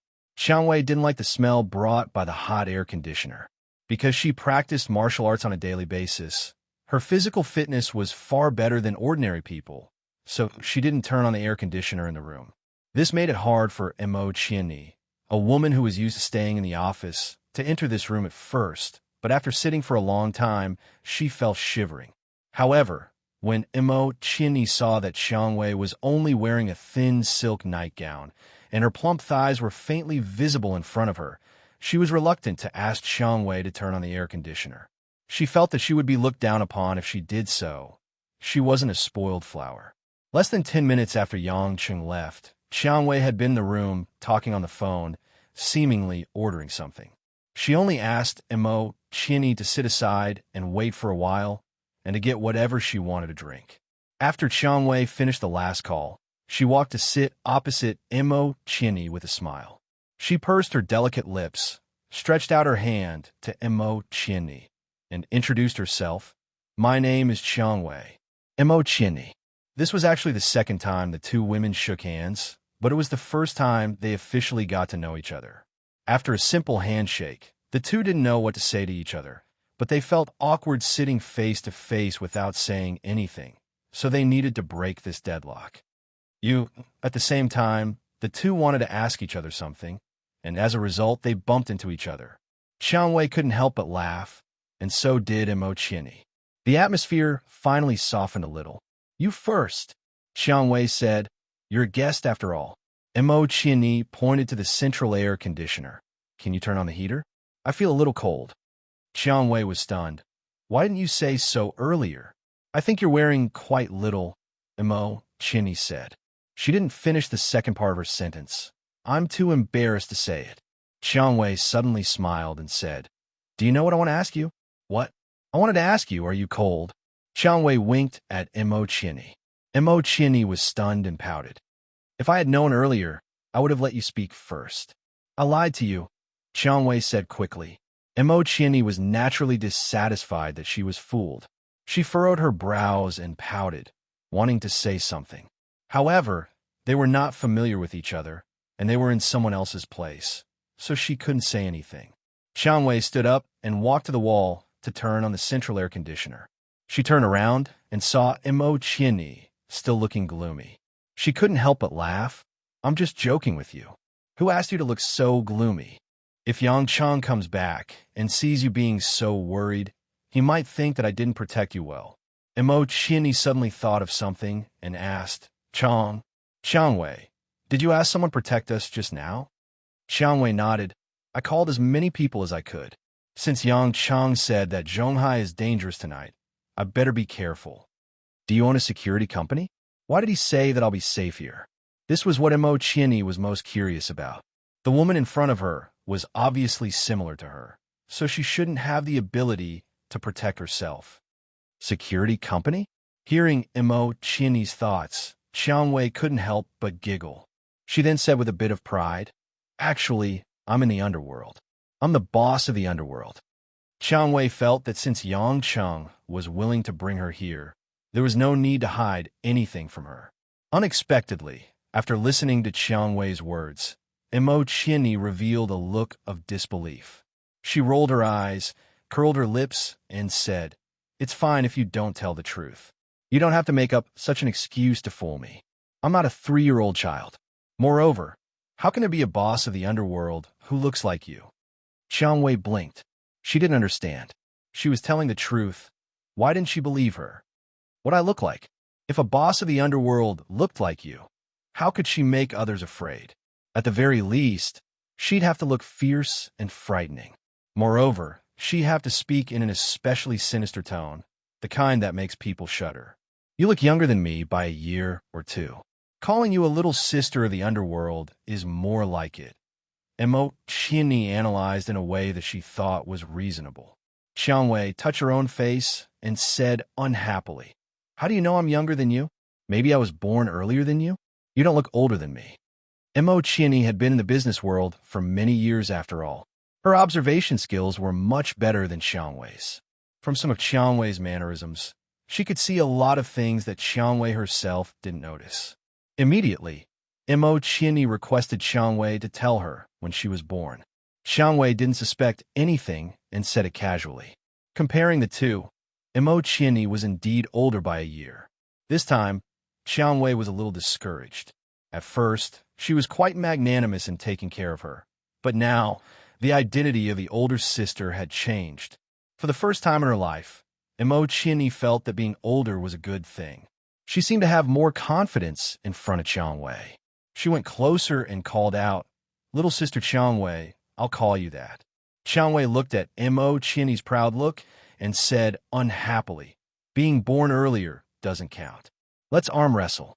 Whoever wins is the older sister." As she said that, Qiang Wei rolled up her right sleeve, revealing her fair arm. She looked at Mo Chinny with a face full of fighting spirit. Mo Chinny opened her mouth and didn't know whether to laugh or cry. "Little sister Qiang Wei, how can girls compete in arm wrestling and strength? This is what men do." Qiang Wei also realized that she was a little silly. Normally, she wouldn't have such actions and words. Although she was only in her 20s, because she had been in the underworld, her maturity and experience made her seem more responsible. Therefore, she didn't seem like a girl of her age. Today, perhaps it was because they both knew what kind of person the other was, so they subconsciously had the thought of competing. Moreover, the other party was also a woman. Normally, other than Chenrong, who taught her like a younger sister, she really didn't have any female friends. When they talked, she seemed much more gentle and relaxed. Just as she was thinking about how to fight back against Mo Chinny, there was a knock on the door. Qiang Wei answered and the door opened from the outside. Little Zhao, who was wearing a black leather jacket and jeans, was holding a shiny black automatic rifle in his hand. He grinned at Qiang Wei and said, Big sister, the brothers have gathered. They will be guarding the bar for the whole night. Big sister, you can just go to sleep. Got it. After tonight, I'll give the brothers some good wine as New Year's gifts, Qiangwei said casually. All right, little Zhao didn't say much. He closed the door and went to guard the bar. Qiangwei turned around and wanted to ask Mo Qianni to wash up and go to bed early. However, she saw Mo Qianni's watery eyes wide open, looking at her with fear and shock. Big sister Mo, what's wrong? Qiangwei had already decided to admit defeat. If she called her big sister, then so be it. She really didn't have a big sister. Mo Qianni hurriedly shook her head. Are you really a mafia boss? Qiangwei pouted. Didn't I tell you long ago? You just don't believe me. I'm the biggest mafia boss in the whole of Zhonghai. Mo Qianni smiled bitterly. Characters that only appeared in movies wouldn't appear so easily. Moreover, Qiangwei's image was too different from the mafia boss in her imagination. Qiangwei, don't call me big sister, Mo Qianni said. Qiangwei didn't understand what was going on. Mo Qianni bit her lower lip. I won't bully you anymore. Just call me Qianni. I'll call you Qiangwei. This time, Qiangwei finally understood what was going on with Mo Qianni. She pretended to be serious and said, How can I do that? You're older than me, so I have to call you big sister. I'm not as strong as you. It's fine. That's for men to compete. Girls can't do this. Mo Qianni was annoyed. She said angrily, If you continue to be like this when Yang Cheng comes back, I'll tell him that you bullied me and get him to spank you. Qiangwei's pretty face blushed. Her beautiful eyes wandered. Big sister Mo, hubby. Oh no, Yang Cheng, he spanked you? You even called him hubby. Mo Qianni muttered. Of course not. If he wants to spank me, he'll definitely spank you. Your butt looks bigger than mine. Qiangwei realized that she was still wearing thin pajamas. She even paced back and forth so many times in front of Mo Qianni. Her pretty face instantly heated up. Although they were both women, this was the first time she dressed so privately in front of someone other than Yang Cheng. Since they weren't outsiders, she felt that it was quite interesting to chat with Mo Qianni. It was as if they were sisters who had known each other for many years. Moreover, because of their relationship with Yang Cheng, the two of them might be together often in the future. Some naughty thoughts that had been suppressed in the past emerged in Qiangwei's heart. Big sister Mo, I still have a few sets of pajamas. Why don't you change into them? Why, hubby won't come back tonight. I'll sleep with you. When Mo Qianni realized that there was something wrong with Qiangwei's gaze, it was too late. Qiangwei directly pounced on Mo Qianni and hugged her slender waist. She buried her entire head in Mo Qianni's chest. Mo Qianni's scream could be heard from the room, followed by the two women's laughter and scolding. Yang Cheng didn't know that Qiangwei was hugging Mo Qianni and fooling around in the room. Not long after he left the bar, he got into the car and planned to call Lin Jigua to ask about the current situation. However, before Yang Cheng could make the call, Kai Ning suddenly called. Yang Cheng had a bad feeling. After he picked up the phone, the other party directly said, The general has been captured. Yang Cheng touched his forehead. The situation was worse than he had imagined. However, he wasn't anxious. He only asked Kai Ning to try to contact other members of the Yellow Flame Iron Brigade. At the same time, he started the car and headed to the aircraft carrier at the hidden port. That location was sent to him by the Sea Eagles. On the highway, the road was extremely smooth. Yang Cheng drove as fast as he could. At the same time, the questions in his mind grew. After so many interactions, Yang Cheng realized that the strength of the Yellow Flame Iron Brigade was relatively weak compared to many foreign organizations. Although they didn't lack experts, it was hard to imagine that such a team could actually protect such a huge country. Now, even the general, Lin Jigua, was held hostage by Mahabrahma. Although he wasn't sure what Mahabrahma was planning, the weakness of the Yellow Flame Iron Brigade was obvious. Yang Cheng was puzzled. Could it be that the Yellow Flame Iron Brigade still had a trump card? Otherwise, if even Lin Jigua was captured, the rest would be like a plate of loose sand. What could they do? He had helped them time and time again in order to make the country as peaceful as possible. But now, it seemed that this organization was simply useless. Before Yang Cheng could think further, On the highway, without any streetlights, a black shadow suddenly rushed towards the direction of his car. Yang Cheng's vision wasn't affected. He suddenly realized that it was an oil truck. It had purposely turned off its headlights and was madly driving towards him at an extremely fast speed. Chapter 385. Seeing the truck approaching him like a beast, Yang Cheng could not help but feel a chill in his heart. This was a suicidal attack. If the truck collided with the truck, it would definitely explode. The driver who was driving the truck to send him on his way was already prepared to die.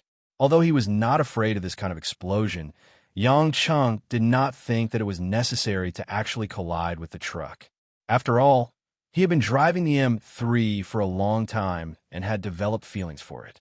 Moreover, he had borrowed the truck from his wife. Since it was impossible to turn around, Yang Cheng stepped on the gas pedal without hesitation. Vroom! The BMW was like a mad lion. The engine roared as it reached a speed of over 240 kilometers per hour. It drew a white line on the highway, as fast as lightning. Less than half a second before they collided with the oil truck, Yang Chun turned the steering wheel and pulled the handbrake with all his might. Screech! The ear-piercing sound of the tires rubbing against the asphalt was enough to burst a normal person's eardrum. The BMW avoided the collision of the tanker truck with a strange drift. Because the temperature of the sudden brake was too high, the tires rubbed against the ground and created a burst of dark red sparks. Immediately afterward, the BMW immediately stopped at the edge of the road, raising a cloud of gray smoke. The truck did not manage to collide with the truck, so it did not continue driving. After braking, it stopped in the middle of the highway. At this time, it was already late at night. Although there were occasionally cars passing by on the highway, no one dared to stop to see what was going on. After all, this matter was too abnormal. All the cars that passed by quickly slipped away. Yang Cheng did not turn off the engine and got out of the truck. The headlights shone in front of him. Two black figures walked out of the truck and moved towards Yang Cheng's position. Yang Cheng quickly recognized the two men. They were the two mercenaries from Sandstorm who tried to kill Sky Dragon and Yi Zi at Mo Chinny's house. The white hats on their heads were gone. Their heads were dirty, and their white clothes were messy and dirty. The only thing that remained unchanged was the hostility they exuded. Yang Cheng was stunned. He had just thrown the two of them off a building that was more than 10 meters high. But they were still unscathed? Although he knew that Sandstorm's mercenaries were at the same level as his subordinates, the Sea Eagles, from the looks of their physiques, they were even better than the Sea Eagles. Needless to say, the two Sandstorm mercenaries who had been following Yang Cheng and trying to kill him almost simultaneously attacked Yang Cheng from both sides. The two of them did not use guns. They seemed to have realized that guns were useless against Yang Cheng. Therefore, the two of them wore gloves full of steel spikes. The cold steel spikes streaked across the night sky and fell on Yang Cheng like raindrops. Yang Cheng discovered that his aura had no effect on these two warriors. They didn't seem to feel fear. They even ignored the instinctive fear of death. This was definitely not something that could be achieved through normal training. These mercenaries must have gone through some kind of special transformation. Yang Cheng had all kinds of questions in his mind, but his hands did not slow down at all. He did not make any fancy movements against the two's attacks. He directly channeled his true chi and generated a surging spiral force between his hands. He forcefully deflected the two's fists. As soon as the two warriors' attacks missed, Yang Cheng's two hands slammed down on their heads.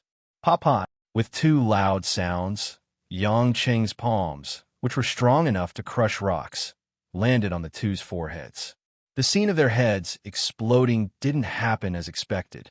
Blood spurted out of the two's foreheads, but their eyes were bloodshot as they continued to wave their fists at Yang Cheng. Yang Cheng was shocked. These two's bodies were actually this strong. Although he did not use his full strength, even the Blue Storm agent's head caved in when he hit them like this. What kind of monsters were these guys for Sandstorm? Roar! The two Sandstorm warriors did not say anything. They only roared like wild beasts and once again punched Yang Cheng's body with their powerful fists.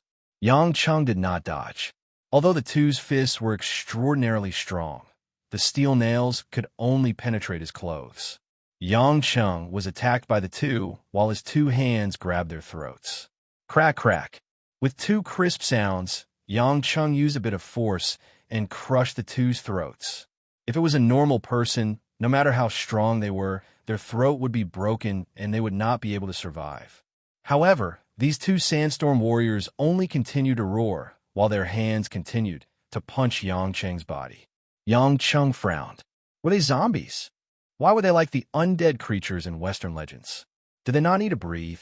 If Sandstorm's warriors were all monsters like this, then it was completely understandable why they could run amok in a war-torn place like the Middle East in just 2 years. After all, training so many elite mercenaries was not something that could be achieved in just 1 or 2 years. However, no matter how strong their bodies were, they could not be stronger than Yang Cheng's lord-level body, nor could they withstand the true chi of a Xiantian stage, complete stage expert. Yang Cheng did not want to waste any more time to understand the two situation. He formed a blade with his hands and gathered pure Xiantian true chi before slashing at the two's heads. The heads of the two sandstorm warriors caved in. Their heads and necks were too horrible to look at. Red and white matter splattered everywhere. This time, the two finally could not continue to attack instinctively.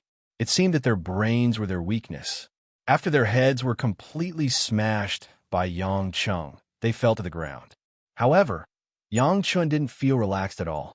This was under the premise that he was able to block their attacks and smash their heads. If the other members of the Yellow Flame Iron Brigade encountered these reckless monsters, they would most likely be killed. Quickly returning to the car, Yang Cheng started the car and continued to drive towards the aircraft carrier. At the same time, he called Molin from the Sea Eagles. When Molin picked up the phone, Yang Cheng could clearly hear the fierce battle cries coming from the other end of the phone. Even Molin himself was panting and seemed to be very angry. Your Majesty Pluto. Damn it, someone ambushed our base. These guys seem to be from Sandstorm. Molin roared. Yang Cheng knew that the situation must be very bad for Molin to lose his composure and shout so loudly. I'll go to your place immediately. Yang Cheng did not waste any more time. Please don't, Molin shouted. Since it's Sandstorm and we have similar numbers, we must use our fists to defend Sea Eagle's honor. Can I? Yang Cheng asked solemnly. Please trust us, Molin said in a low voice. Yang Cheng did not continue asking.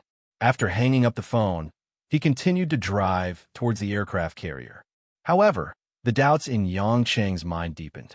The people from Sandstorm and Brahma had actually investigated the Sea Eagles that he had placed in Zhonghai so thoroughly. It was obvious that they knew that he would help Lin Jigua. However, didn't he and Lin Jigua know about this? Could it be that someone else knew? Was he betrayed by an insider? Yang Cheng felt that things were getting more and more complicated. Now, he was sure that the Sea Eagles could no longer leave to go to the base. He could only rely on himself. Lin Jigua had given him the coordinates of the base through the Sea Eagles.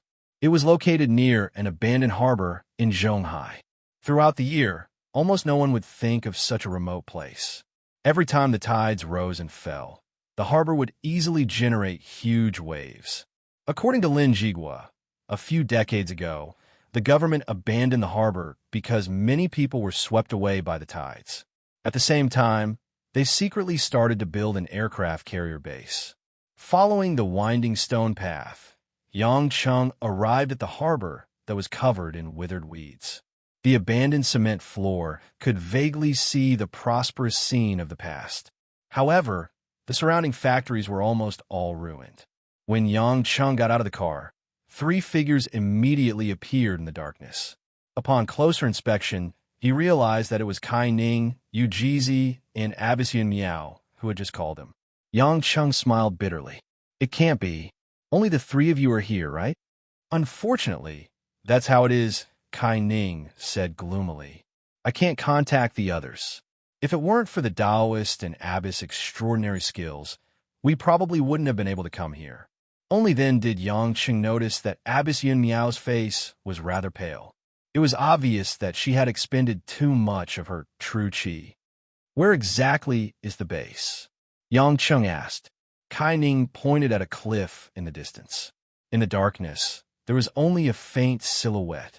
It seemed to be tens of feet tall. It was unknown whether it was there originally or if it was purposely built.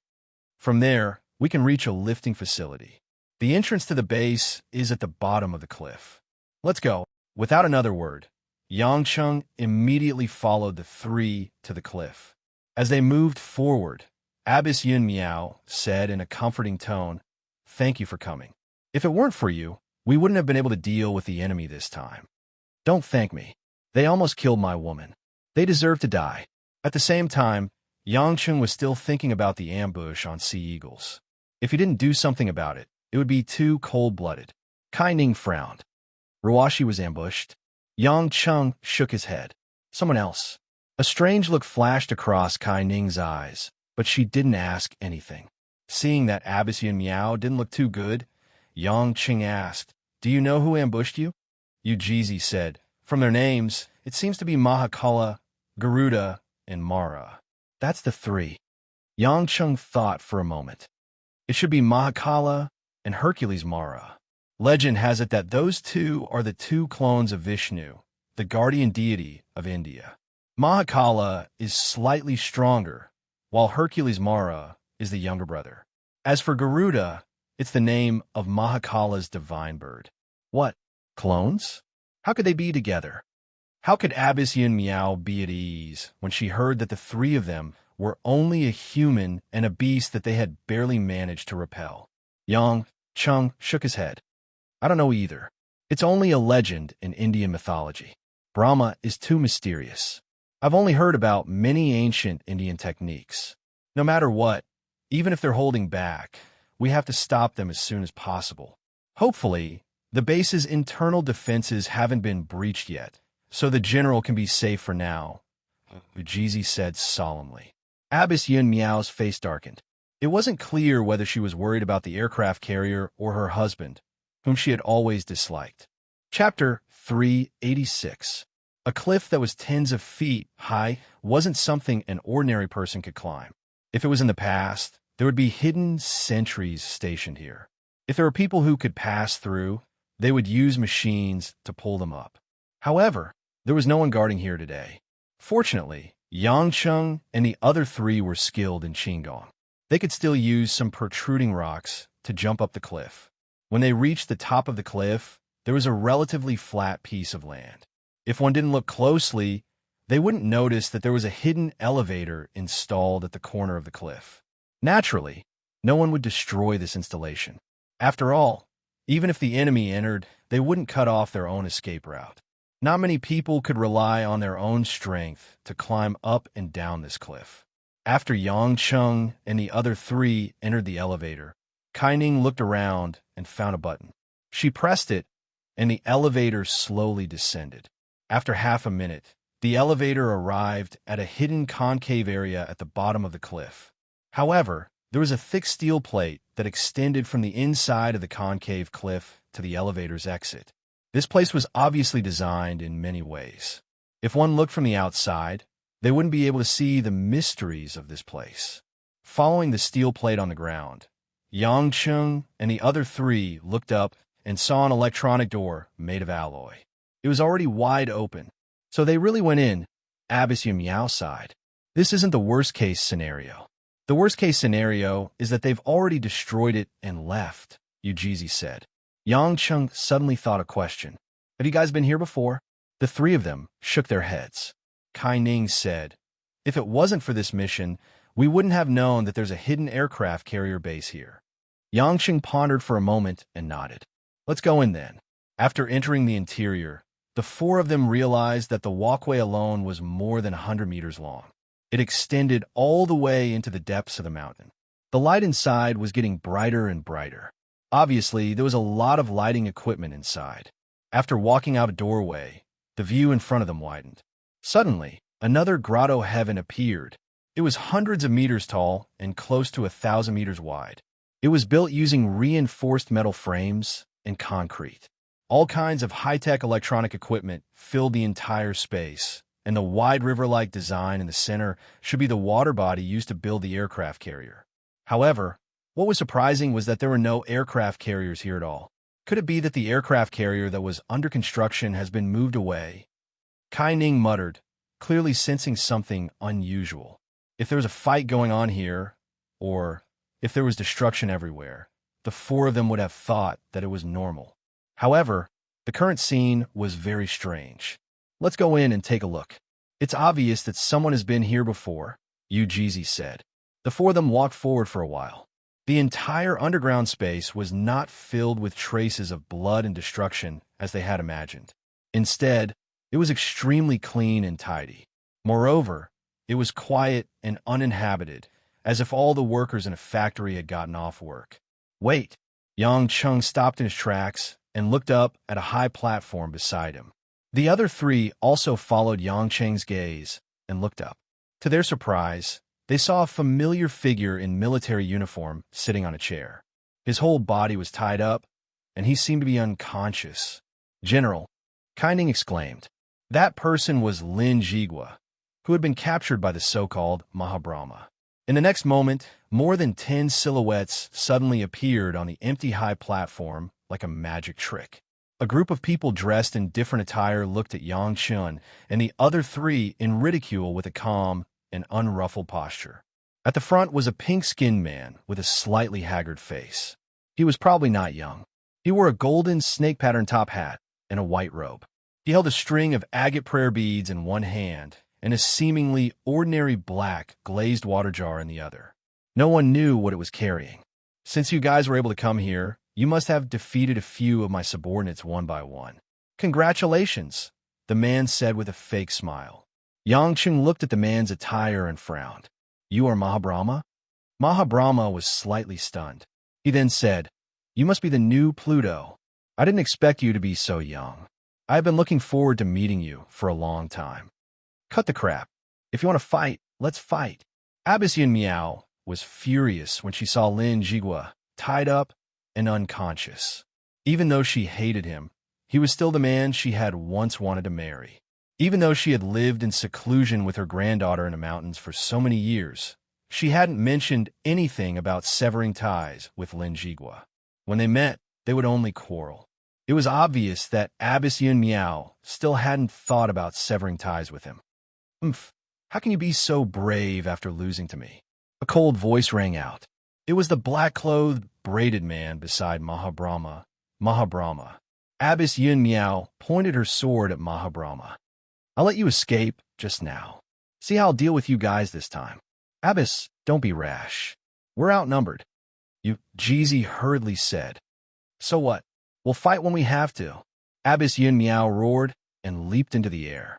She raised her hand, and a wave of sword chi swept towards the group of people. However, that terrifying Shu Mountain sword chi, which was powerful enough to destroy metal and break jade, did not make this group of people move a single step. Mahabrahma placed the agate prayer beads into the water jar. When he threw it out again, the water droplets on the beads flew towards the sword chi. Woo! Shrill cries of ghosts and wolves rang out. The water droplets turned into countless grayish skeletons. They opened their wailing mouths and bit at the sword chi.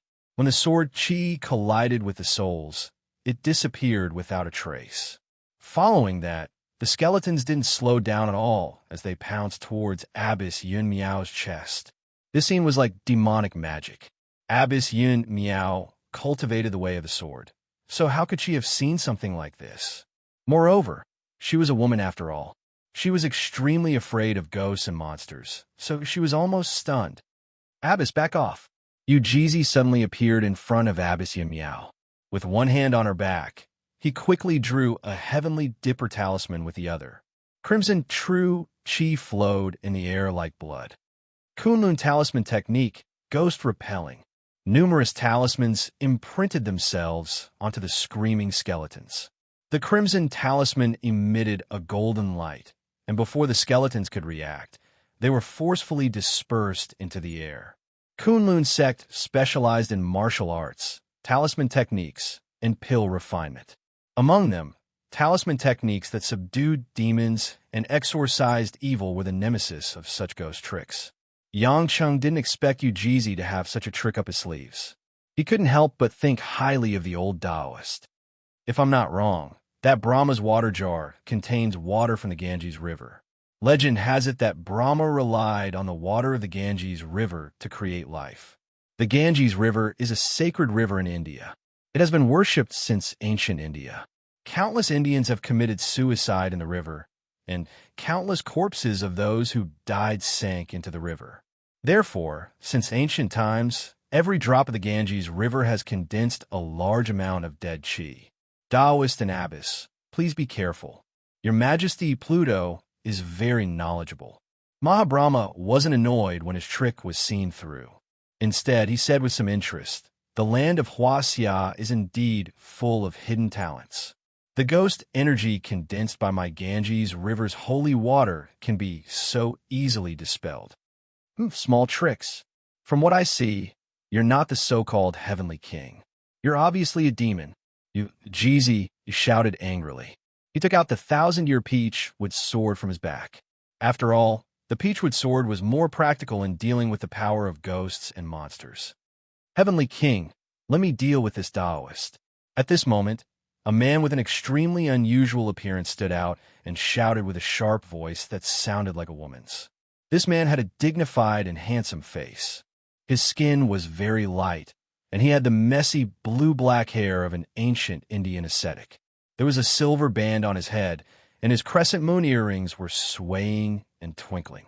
A necklace of skulls hung around his neck. It was extremely terrifying. Each skull looked like it would open its mouth and swallow someone at any time. The man's upper body was naked, and his lower body was wrapped in a tiger skin skirt. What was even more shocking was that there was a hissing cobra coiled around his waist. Jeezy didn't care who it was. A series of runes flowed on the peachwood sword, and he pierced it towards the strange man. "Umph." The man snorted coldly. He opened his purple lips and took a deep breath. Whoosh! A loud roar came from the man's mouth. Following that, a whirlwind that was mixed with blue-purple lightning shot out from the man's mouth. "Demon!" Jeezy shouted. His body was suddenly attacked by the electric current, and he retreated awkwardly. Yang Cheng and Kai Ning's expressions changed. Kai Ning didn't know what these people were up to, but Yang Cheng knew who the man was. He immediately shouted, "Taoist, that is one of the 3 main gods of India, Shiva. He controls destruction, storms, and lightning." "Ha ha ha ha, that's all I have." Shiva let out a long and sharp cry. With a leap, he landed directly in front of Yujizi. Yujizi's Qian Yuan skill was at its peak, but he didn't dare to attack recklessly. He took out the Jade Dragon 8-trigram sword and attacked Shiva's left and right. The cobra on Shiva's waist suddenly flashed with a red light. It opened its bloody mouth and spat out a bewitching greenish-purple flame. "Have a taste of my demon flame of annihilation. You dare to call yourself the god of annihilation with such a small trick." Yujizi was enraged. His Xiantian true qi surged from his long sword, and with a sweep, the greenish-purple flame was completely dispersed. At the same time, a ray of sword light slashed at Shiva's neck. Shiva didn't dodge. Instead, he bent his body backward like an arch bridge and dodged the attack at an unimaginable angle. Indian Jiu-Jitsu? Yang Cheng recognized the technique. However, the battle between Yujizi and Shiva hadn't ended yet.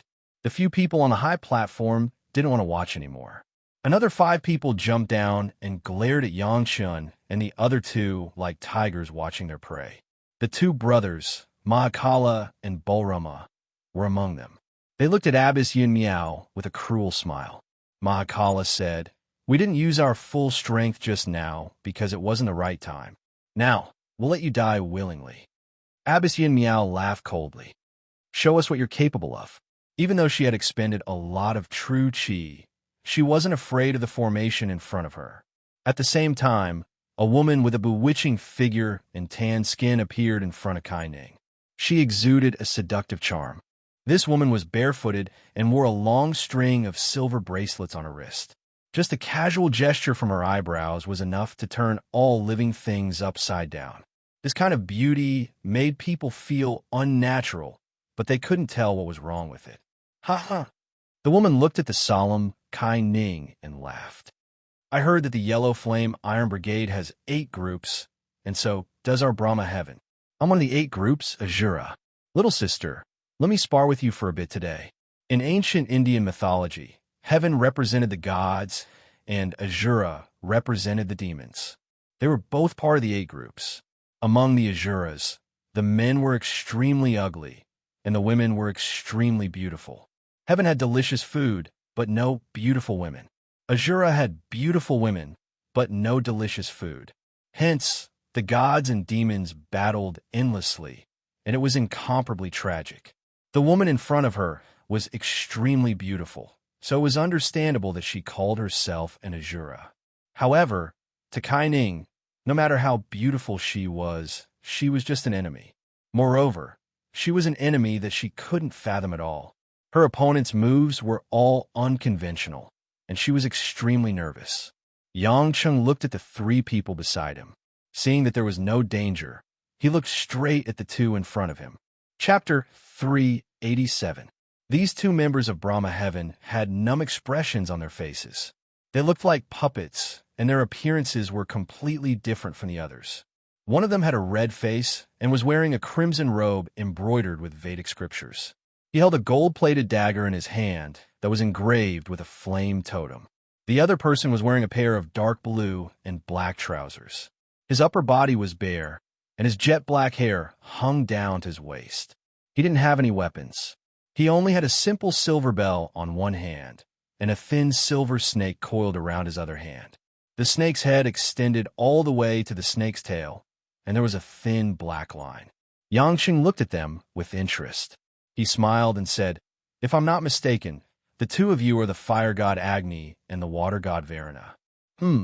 Not bad, but I wonder how strong they are. Before Pluto, we do not dare to call ourselves gods," Agni said expressionlessly. At the same time, the gold-plated dagger in his hand burst into golden flames. "Oh, you're so polite. Why are you getting angry just like that?" Yang Cheng smiled playfully. The flames on Agni's dagger reflected a red glow on his bronze-colored face. He looked like a god walking out of the flames. "Today, we came to Hua Xia to learn from your majesty Pluto. Don't let Agni down." "For me?" Yang Cheng glanced at the empty aircraft carrier base. His heart skipped a beat. Could it be that targeting the aircraft carrier was just a ruse? "We want the god stone," Varuna said coldly. The silver snake's forked tongue shot out. To everyone's astonishment, the forked tongue was azure blue. The silver snake spun rapidly in the air. Ice-cold air suddenly condensed around its body. At the same time, the silver snake began to crazily absorb the cold air coming from all directions. In the blink of an eye, the silver snake, which was as thick as a finger, had expanded into a giant python as thick as a human leg. The giant python opened its bloody mouth. The bone-chilling cold caused white mist to spread outwards. Yang Cheng pondered for a moment. "Why are you guys also thinking about that thing? Is that stone really that attractive?" In fact, Yang Cheng felt that everything was different from what he had imagined. These Brahma fellows actually wanted to fight with him without the slightest scruple. This meant that they had indeed come for him and the divine stone, so they didn't hesitate to fall out with him. The question was, why would they use the aircraft carrier as an excuse? Was it just to lure him here? Is there any other reason? However, there was no time for Yang Cheng to think too much about the current situation. Agni and Varuna's attacks were already upon him. Whoosh!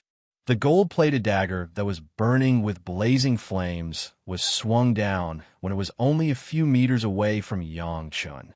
A glowing blade brought along a scorching heat wave as it slashed towards Yang Cheng from the side. The silver bell in Varuna's hand rang softly. The crisp sound was like the prelude to summoning souls. When the giant python heard this seemingly irregular sound, it leapt up from the ground and swung its tail at Yang Cheng, covered in countless ice crystals. Yang Cheng saw that the fire blade and the snake tail were about to hit him, but he didn't dodge. Instead, he took a step forward, and the Xiantian True Qi turned into a force field, forcefully dispersing the fire blade, and at the same time, rendering the snake tail useless. Agni and Varuna seemed to have expected that such a move would be useless, so they were not surprised. Agni was extremely agile. After swinging the two flame blades, he had already appeared in front of Yang Cheng. He raised his dagger and slashed down with another golden flame blade. Varuna quickly moved behind Yang Cheng, the silver bell in his hand ringing even faster. The giant frost python began to wrap its huge body around Yang Cheng's body. Yang Cheng's force field was not so easily broken. When Agni's golden flame slash landed in front of Yang Cheng, it was deflected to the ground, unable to touch Yang Cheng's body in the slightest. When the golden flame landed on the steel floor, a splashing sound could be heard. The terrifying temperature melted the metal into molten iron. Agni's expression turned grim. He was well aware of the heat emitted by the dagger in his hand, but he was helpless against the strange barrier around the man before him. Seeing that Agni's high-temperature blade was ineffective, Varuna immediately commanded the giant frost python to wrap around Yang Cheng, using its immense strength to try and break Yang Cheng's force field. At the same time, it continued to emit cold air that was tens of degrees below zero. The ground and the air were scattered with all sorts of ice shards. The giant frost python seemed to have turned into a crystal snake, its entire body gleaming with a cold light. Agni saw that Yang Cheng's force field was not about to be broken despite the cold. The flames on the dagger in his hand burned even more fiercely. He leapt into the air and descended from the sky. A crimson vortex of flames wrapped around Yang Cheng and blended into the icy current created by the giant frost python. The entire area around Yang Cheng was instantly filled with crimson flames and icy cold. They clashed and rubbed against each other, creating all sorts of explosions and whirlpools of air. A faint smile appeared on Yang Cheng's lips. "You've got some tricks up your sleeves. However, you're too naive if you think you could take God's stone." With that, Yang Cheng lost interest in watching the duo's performance. At the same time, he made up his mind to deal with the problem before him first. As for why the people from Brahma would take such a roundabout route to snatch God's stone, he would think about it later. One of Yang Cheng's hands reached into the flames and ice. He grabbed hold of the giant frost python, which was twisting its body wildly, and suddenly exerted force. Bang! With a crisp sound, Yang Cheng's restoration scripture of vital energy pierced through the giant python's head without warning. The ice and snow around Yang Cheng gradually dissipated. The moment the giant python was killed, a trace of blood seeped out of Varuna's mouth. He staggered a few steps back, his face deathly pale. Agni had a bad premonition. He quickly somersaulted through the air and avoided Yang Cheng's position. However, Yang Cheng had no intention of letting him escape. In a flash, he appeared above Agni's head. Agni did not even have the time to think about how his speed could be so terrifying. His head was kicked into pieces by Yang Cheng, and it exploded in the air like a watermelon. On the high platform, Brahma's face darkened. He finally realized that it was no longer possible for him to deal with Yang Cheng. Agni and Varuna were only average fighters in Brahma. They were Shiva's subordinates, and were much stronger than the top international secret agents. However, before Yang Cheng, they could not even withstand a single blow. At the same time, the battle between Mahakala and Abbas Yun Miao was also in full swing. Although Abbas Yun Miao had expended a lot of vital energy, Mahakala was still unable to take her down immediately. On the other hand, Kai Ning and Lady Azura's battle was a blur. Flower Rain was constantly using Qigong and various hidden weapon techniques, while Lady Azura was wielding a crescent blade. She was also attacking Kai Ning at an extremely fast speed. On the other hand, Ujizi, who was the strongest among them, had already beaten back the boastful Shiva. Shiva's various evil techniques were useless against Ujizi's Kunlun talisman techniques. Ujizi's Xiantian vital energy had even cut through Shiva's skin, causing him to be covered in blood. Yang Cheng calmed down. He looked up at the high platform and smiled. "Mahabrahma, it seems like your subordinates aren't very capable. Mahabrahma sneered.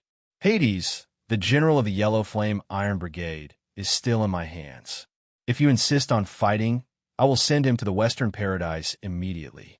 Also, haven't you noticed that the people from Sandstorm aren't here? Yang Cheng's heart skipped a beat. He was indeed puzzled that not a single person from Sandstorm was nowhere to be seen. Even if the people from Sandstorm were to ambush the scattered members of the Yellow Flame Iron Brigade, they should have returned here by now. Unless they were all killed in battle. That didn't make sense. There was another thing that made Yang Cheng feel strange. He only saw Lin Jigua here, but not Grey Robe, who had been following Lin Jigua like a shadow. Could it be that the elder whose skills were second only to Abbess Yin Miao had also been killed by Mahabrahma and Sandstorm? If you know what's good for you, just hand over the God's Stone. We can promise you that we won't hold it against you for hurting Agni and Verna. At the same time, we will also release General Lin. Otherwise, things will be far worse than you think, Mahabrahma said with a gloomy gaze. Please don't. You can't give them the God's Stone. Kai Ning, who was fighting with the female Azura, heard that Mahabrahma had taken such a big detour just for the God's Stone in Yang Cheng's hands. She hurriedly shouted at Yang Cheng. Yang Cheng was slightly stunned. He didn't expect Kai Ning to say that. The hostage this time was their general. It seemed that in their eyes, they would rather sacrifice their general than let the God's Stone fall into the enemy's hands. Looking at the gazes of Yujizi and Abbess Yin Miao, Yang Cheng was sure that they would rather give up Lin Jigua than let Yang Cheng hand over the God's Stone. Abbess Yin Miao's eyes were red. Even though she knew that her husband, Lin Jigua, would most likely die, she had no choice but to grit her teeth and hold on. It seems like you don't have enough chips in your hands. Yang Cheng sighed inwardly and said to the high platform. He began to consider whether he should decisively kill off this group of people. If he was fast enough, he might be able to rescue Lin Jigua. However, facing Mahabrahma's group at this distance, the chances of that happening were slim. Suddenly, Mahabrahma narrowed his eyes. He heard something from Mahakala, who was beside him, and grinned, as if victory was already in his grasp. Chapter 388. Perhaps, Your Majesty Pluto, you should look at something, Mahabrahma said as he ordered Balisaros to bring out a projector from a corner. This was a common device in the base, but no one knew what they were going to show. Yang Cheng had a bad feeling about this. 10 seconds later, Balisaros turned on the signal receiving device and projected the image onto the silver-white metallic wall behind the platform. Yang Cheng's face darkened as soon as he saw it. The scene on the screen was none other than the outside of Dragon Garden's villa. It was late at night, and all the lights in the villa had been turned off. On the lawn outside the villa, 2 Sandstorm warriors dressed in Muslim clothing were stepping on the corpses of 2 Caucasian men. Yang Cheng recognized the 2 of them. They were the members of the Sea Eagles team who were responsible for protecting Lin Ruoshi and the others. It was obvious that Sandstorm had found the location of his house and knew who was inside. Since they had killed the members of the Sea Eagles team who were responsible for protecting them, it would be a piece of cake for them to kill the 4 women inside. Although Hui Lin was quite strong, she was not Abbess Yin Miao. She could deal with 1 Sandstorm undead warrior, but 2 of them would be suicidal. At this time, all the members of the Yellow Flame Iron Brigade and the other Sea Eagles team were either fighting hard or had been killed. There was no way they could protect Lin Ruoshi and the others in the villa. Yang Cheng finally knew what Mahabrahma's trump card was. He was working with Sandstorm to control the lives of his family and threaten him to hand over the God's Stone. Although the Yamada sect had used this trick before, it was different in nature from this time. Because that time, he had the opportunity to kill the 3 great Jinnins, so their hearts were filled with fear. But this time, unless he could teleport to the villa. Otherwise, regardless of whether he handed over the God's Stone or not, Lin Ruoshi and the others would still be taken as hostages. After all, he had no bargaining chips. If he didn't hand over the God's Stone, the woman in his house would die. If he did, she might still be taken as a hostage. This ruthless move didn't seem mysterious or unpredictable, but it was extremely difficult to pull off. Firstly, it was obvious that someone had gotten hold of all his information. Secondly, there had to be enough manpower to stall the people from the Yellow Flame Iron Brigade. Moreover, they had to know the deployment of the Sea Eagles like the back of their hands. What was even more terrifying was that this group of people had just arrived in Zhonghai, yet they had the ability to know the exact location of all the members of the Dragon Team and the Group of 8. If they said that there were no spies, Yang Cheng would never believe it. For a moment, Yang Cheng was deeply immersed in the maelstrom of a huge conspiracy, causing him to feel extremely depressed. Almost at the same time, Shiva and Shura realized that they had gained the upper hand. Just like Mahakala, who had reported to Brahma, they returned to the high platform and stood beside Brahma. They did not intend to continue fighting with Ujizi and the others. Brahma's true losses were Agni and Varuna, who had been defeated by Yang Cheng. There were still more than 10 important figures left, but they were not injured at all. Your Majesty Pluto, I hope you've thought this through. We were willing to travel thousands of miles to Hua, Xia Zhonghai, to compete with you face to face. Naturally, we are prepared for everything. Even if you are unwilling to hand over the Godstone today and want to fight to the death with us, that is within our expectations. However, the Godstone is an inanimate object after all. It is not of much use to you. Why don't you hand it over to us, and we will let go of your wife? Mahabrahma sneered. Yangqing took a deep breath and smiled. My wife? What about the others? Mahabrahma smiled. We will temporarily protect your mother.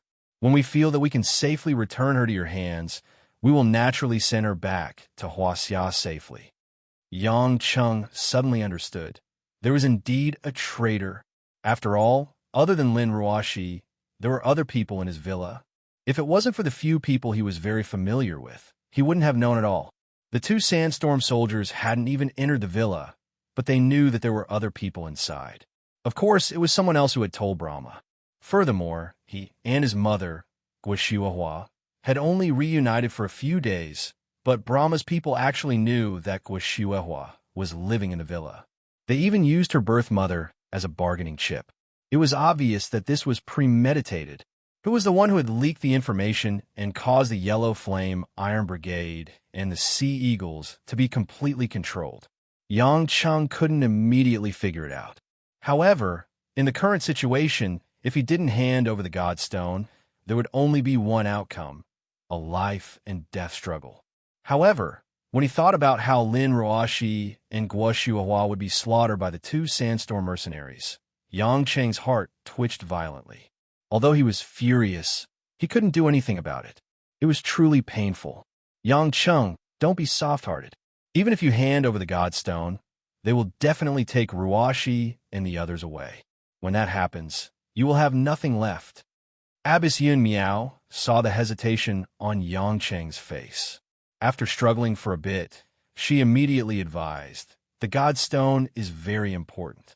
If these monsters get their hands on it, and they really use it to cultivate a new god, then Huaxia will be in trouble. The world will also change drastically. That's right, Yang Cheng. Abbess and the general are husband and wife. Since she was willing to shed her tears and sacrifice her husband for the sake of her own carelessness, you have to think about the world as well. Ujizi couldn't help but say anxiously. He had heard of the effects of the Godstone. It was said that Yang Cheng had used the Godstone to successfully kill a god. How could that be a joke? Kai Ning looked at Yang Cheng with a conflicted expression. She hoped that Yang Cheng wouldn't let Lin Ruoxi, Hui Lin, and the others die. After all, she was also a woman. She felt that it was too cruel for a man to treat his womenfolk this way. However, she knew very well that if the Godstone was given to the people of Brahma, the consequences would be unimaginable. Yang Cheng didn't think for too long. He lowered his head in silence for a while, then raised his head and said, I'll say it. Can you command the other 2 to get the Godstone? Yang Cheng. Yang Cheng. Ujizi and Yun Miao turned pale with fright. Kai Ning, on the other hand, had a complicated expression. She looked at Yang Cheng in confusion. Mahabrahma burst into laughter. Shiva, Mahakala, and the others also revealed arrogant expressions of victory as they looked at Yang Cheng and the others with disdain. Mahabrahma gave Mahakala a look. Mahakala immediately understood and said to Yang Chung, "Your Majesty Pluto is indeed straightforward. You only need to tell me, and I will use a secret technique to command the other two to search for it." Yang Chung ignored the horrified expressions of Ujizi and the others. He said calmly, "The God Stone is in the villa's underground garage.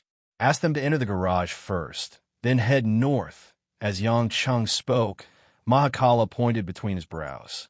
He seemed to be using some kind of telekinesis technique to command the two sandstorm warriors from a distance. One of the warriors was holding a camera, while the other was in charge of searching. The place Yang Chung was pointing at was the place where he hid the black box when he first moved into the Dragon Garden Villa. It was a hidden corner of the wall. After pulling out the loose brick, the black box could be retrieved. When the three Jinins used Lin Ruoshi and Mother Wang as hostages, Yang Chung had taken out a fake god stone from the black box. When Mahabrahma ordered the two warriors to retrieve the black box, Mahabrahma and the others were obviously overjoyed. However, they forced themselves not to exaggerate. After all, their dreams were about to come true. Abbess Yun Miao and Ujizi, on the other hand, had bitter expressions on their faces. They couldn't stop Yang Chung and could only watch as he revealed the location of the box. At this time, Mahabrahma ordered the two warriors to open the box. In the projection, after the sandstorm warrior opened the black box, it was empty. There wasn't anything like a stone inside. Mahabrahma's expression froze. While he was greatly disappointed, he said darkly, "Your Majesty Pluto, your joke is a little too much. Don't think that we won't dare to kill your family." Yang Chung sneered. "Are you pigs?" "What?" Mara roared angrily. "How dare you insult us?" Yang Chun burst into laughter. "What are you guys if not pigs? Have any of you seen a godstone before? Do any of you know what a godstone looks like?" "What do you mean?" Mahabrahma seemed to have guessed something. Yang Chung pursed his lips and said, "That man is holding a black box. The box itself is a godstone.